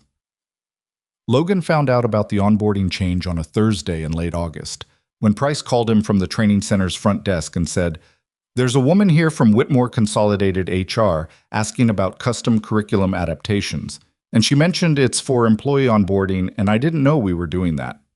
"We weren't," Logan said. "Give me 20 minutes. He called Claire. "You did it without asking me," he said. "I didn't need your permission," she said. "I needed your curriculum." Claire. "It was the right decision," she said. "And I wasn't sure you'd agree immediately, and I needed to move faster than an argument would allow." A pause. "Are you angry?" He sat with it, actually sat with it, the way he'd been learning to sit with things rather than putting them somewhere manageable. "No," he said, "but I want to be consulted on adaptations. The curriculum works because the sequence is deliberate. If someone adapts it without understanding why the sequence matters, they'll lose half the effect." "Agreed," she said immediately. "That's why the HR person is at your front desk right now." "You knew I'd call." "I knew you'd call in under 10 minutes. He looked at the clock on his office wall. "I took 23. "You were practicing not being reactive," she said. He almost laughed. "Don't diagnose me." "It's not a diagnosis," she said. "It's affection." A pause. "Two different things." He was quiet for a moment. "Yes," he said. "They are. The HR consultation took 2 hours, and the adaptation was built over the following 3 weeks. And Logan reviewed every element of it before it went to implementation, and when the first group of new Whitmore Consolidated employees went through it in September, he went himself, as an observer, and sat in the back of the room the way Claire had sat in the back of his first closing session, and watched people learn to read a room as if their life depended on it. Because it did. That was the thing people forgot between emergencies. The information was only useful if you held it before you needed it. The Thursday of the sentencing, Logan left the training center at 5:20 and picked up Mia from his mother's house and drove to Claire's with the particular feeling of a day that had carried a lot of weight and was now willing to set it down. Mia talked the entire drive about a project on migratory birds she was doing for school, which required Logan to know more about bird navigation than he currently knew, and he said he'd look it up, and she said she already knew most of it and would explain it later, which was fair. Claire's house smelled like something that had been cooking for a while when they came through the door, and Mia went immediately to the kitchen with the possessory ease of someone who'd been in a place enough times to stop treating it as someone else's, and Logan followed and found Claire at the stove with her sleeves rolled up and an expression of concentration that he recognized from watching her work. "How is it?" he asked. "Uncertain," she said. "I'm trying a new thing with the sauce." "You're always trying a new thing." "That's how you get better at things," she said. Mia climbed onto the counter stool and said, "What kind of sauce?" "The kind that's supposed to be smooth but keeps doing something textural," Claire said. "I'm choosing to call it rustic." "That's what Dad calls it when the eggs break wrong in the pan," Mia said. "Your father and I have similar coping strategies," Claire said. Logan leaned against the counter and watched them. This woman he'd found in a burning building, or who had found him, or who had simply been in the same place when things caught fire and had made certain decisions in the smoke that told him, before he'd had the language for it, what kind of person she was. And his daughter, who had spent 8 years being dragged through his incomplete version of fatherhood and had come out of it with more grace than he deserved, and the kitchen was warm and something was cooking, and outside the window the September evening was going the particular gold that September evenings went when the year was starting to feel the weight of itself. He thought, not for the first time, about what it meant that all of this had started in a burning building. People said things like that the best things came from the worst moments. And usually it sounded like something people said to make bad things bearable. But there was something underneath it that was actually true, which was not that suffering produced good things, but that who you were when things were worst was who you actually were, not who you'd planned to be, not who you were working toward, who you were when the stairwells were compromised and the smoke was thickening and there was no version of the situation that didn't require a decision you didn't want to make. He'd been that person in the burning building, and he'd been that person in the sub-basement, and he'd been that person for years before either of those things, in places he didn't name, in decisions he still carried, in the specific education of learning what you were made of when the cost was real. The difference was that now there was a room to come home to. Now there were people on the other side of the decision, people he could account for at 3:15, and at Saturday dinner, and at the kitchen counter where someone was making a sauce she was calling rustic. He had spent 7 years trying to be invisible and had discovered that invisibility was just another word for the decision not to matter. It had felt like safety. It had felt like penance. It had not been either. It had just been the choice he'd made when he didn't trust himself with anything larger. And it had taken a fire and 36 other people and a woman who said, "I know what you do when things are on fire," to make him understand that the choice could be made differently. You couldn't unknow what you knew. You couldn't untrain what your body had been trained to do. The smoke reading and the threat identification and the 65%, 72% confidence in a sub-basement cabinet, those were part of him. The question was never whether to have them. The question was what you built with them. The sauce, as it turned out, was fine, more than fine.